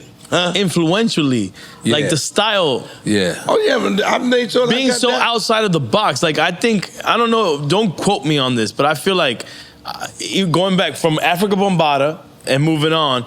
Andre 3000, when he started dressing the way he was dressing, it was all linked back to you. Attributed to you. Whenever I find somebody that's actually freed people, peeping us and doing, I go and get with them. Yeah. So they get it by being hanging with me. I get it by being hanging with them. Right. They all tell the same story. He's a cool dude. He's all right dude. When Kendrick, believe me, I knew. My grandkids told me, Granddad liked this show. When they told me, goddamn, Kendrick in this show. They would say, "Yo, we would love to have Kendrick on this show." Granddad, do this show. That you like doing this show. Right. Thank you. Granddaughter. Thank you to your grandkids. Thank you. Thank you.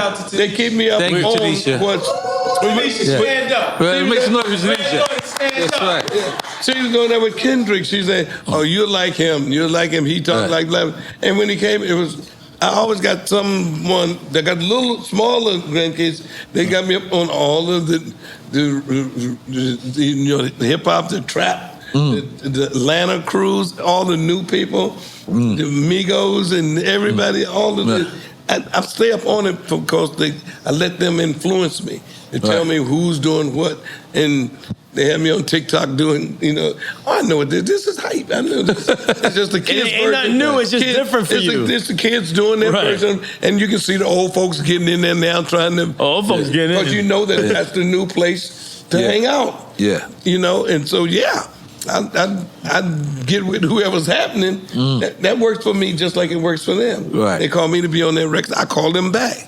That's my only thing. Right. If I do one with you, you do one with me. Right. Kendrick did a record with me, and he didn't realize that I could put that to use like he could. I got him doing videos with me. He's getting all the way down. When I did it with him, it was, I was a feature. I was in there with him, but I got more out of it than he did. Right. Is it fair to call that equity and legacy? Yeah. Definitely equity and legacy. I mean, there is equity and legacy. Absolutely. You keep that legacy going and the family together so they be able to divide it and be friends with each other. All of that shit got to be managed before it happened. Because if you don't do it before it happened, if you ain't got a will and all that shit together, you can leave everybody to the instincts of trying to get over. But I'm not even talking about financially or even like in the way you're talking. I'm talking about in the way that the artists are working with you. Oh yeah, it's equity and legacy. Like these artists, nah, they love you, bro. Your equity and who you are. Oh yeah, is why they are. No, working I with nurtured that. I mean, they ain't nothing they can't ask me. They can call me and say, "You do this." And I'm down for doing it. I can see a positive reason for me doing it, even if we ain't got talking about money. Right. That's the first thing most people say, how much you want to get. We can figure out something. If you got a shot, I want to be on it. All I got to be have you. If I be seen, I'm going to get mine. I ain't worried about what you. But just let me just reiterate what you mean to us. Like, there is no amount of money no price that on it. There's no price on it. offer It's you. priceless. The thing is, when an artist from our generation or generation prior to us or after us, it's an honor. Yeah, it's an honor. No, it really is. No, it really is an honor. No, it's not for someone. I'm, I don't know if you know. I clown around. I play around. This is the only time. This is one. I'm not playing around. It's an honor to be in your presence. Well, it's an honor for our generation to sit back and say, because just me playing the records and just sitting around and me looking at certain people who's younger than 30 reaction and saying, that's Snoop Dogg's record. Like, no, it's not. That's Dr. Dre record. No. But it's fun when you're like your great grandkids will say, oh, you playing Snoop Dogg's record? Oh, you playing Q Dog's record? Mm-hmm. It's fun. You don't even have to defend it. You'll learn. They'll learn. And why did you let me keep thinking? Why did you let me keep thinking That's that? a beautiful fucking thing. That's a beautiful fucking thing. No, because ain't nothing but and you hear Snoop Dogg, and you sit back, and most people, I just did that record again with him when he took over Death Row. Death Row. Okay. And you don't have to they have to redo the sample. Yeah. That whole thing. I went back and redid it for him. And hey, when you ready for me to come in, call me. Right. Him was Cube. Cube did the last album with me. Him and Kendrick's on the same song. Wow. Well, we want you to know why, because you're a legend's legend. You're an icon's icon. You're a tycoon's tycoon. Damn. You're a person that has to be, saluted every single which way of it. I was so excited, man. I couldn't believe, you know what I mean? Like when I get people like you and Patti LaBelle, it's chills in my body, because everybody else who I kind of give flowers to, at some point I competed with them in music. So it's like, cool. But I ain't compete with you. I ain't compete with Patti And you LaBelle. cannot compete. And I cannot compete. No disrespect to you. No, I you cannot compete with him. I cannot compete. And what I'm saying is, everybody, you know, deserves their flowers, and I'm telling you, you deserve a garden. There you go, man. You know what I mean? You deserve a garden. I loved. Give me some more of that green you got over there. Oh, all right, whatever you want. That shit, give me hold on. Horace, you got something? Hold on. We hold on. Since you talking like that, give me some of that green. Hold on. Here you go. Give me some of them flowers. Here you go. Tommy. That's Don Diego. We charging that part of the drink pass. Talking all that shit. Hey. I don't like those man. No, it's okay. But nah, for real, you know, Thanks, man. when me and EFN, we got together and we was like, man, we really want to make sure our legends is appreciated. Our legends are, I don't know what's We just wanted to celebrate the culture. we want to celebrate it. Oh, man, that was cool. And- I'm glad you called me. No, man, definitely. And we're going to call you again. And call me again. Because we want you to do your own podcast, We need you too. around for a long goddamn it, time to 'cause keep yes, helping us. Yes, Man, yes. I'm Yes. And we want you to know, You are a beacon. we want you to know we got your back. You know, me just digging into your story and me knowing your story, but me thinking I know your story, and then me, you know, when we booked you, just digging in, it's just like, wow, it's kind of crazy because your story is my story. Mm-hmm. It's just 30 years later. But how the fuck do we and you have the same story 30 years later? Yes, that same. That means the same system was in effect from then. The record hasn't changed. You know what I'm saying? So when I'm sitting there and I'm because to be honest with you, I'm not supposed to identify with your story. Your story, my story is supposed to be better than yours because, and then when we have the same exact story, it's just like, fuck. This system might not change unless we say it.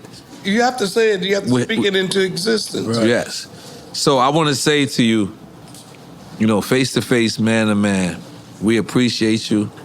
We got your back. Whenever you want to come and talk some shit, there ain't no other podcast or no other platform in the world you can smoke some weed. You can bring your grandchildren. You can bring the whole band. You can bring some and they bootleg all liquor. welcome. We're going to send you that. They all welcome. They all welcome. Because you're going to get that new copy of Atomic Dog. absolutely, but truly and honestly, we want you to understand those flowers and the green flowers as well. But we want you to understand that you are a beacon in our community. And in case we talk about you so gracefully when you're not around, let's talk about you so gracefully when you are around. Appreciate you, man. Appreciate you. Salud. Salud.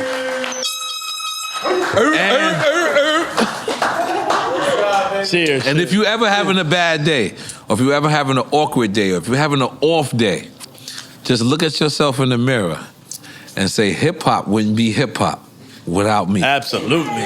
I remember that. Yeah. I remember that. That was hard. Did I kill that? Yeah, I felt like I killed that. I felt like I killed that. No. But by the way, because I'm ending it with a joke, but I'm not joking. Honestly, that was not a joke at all.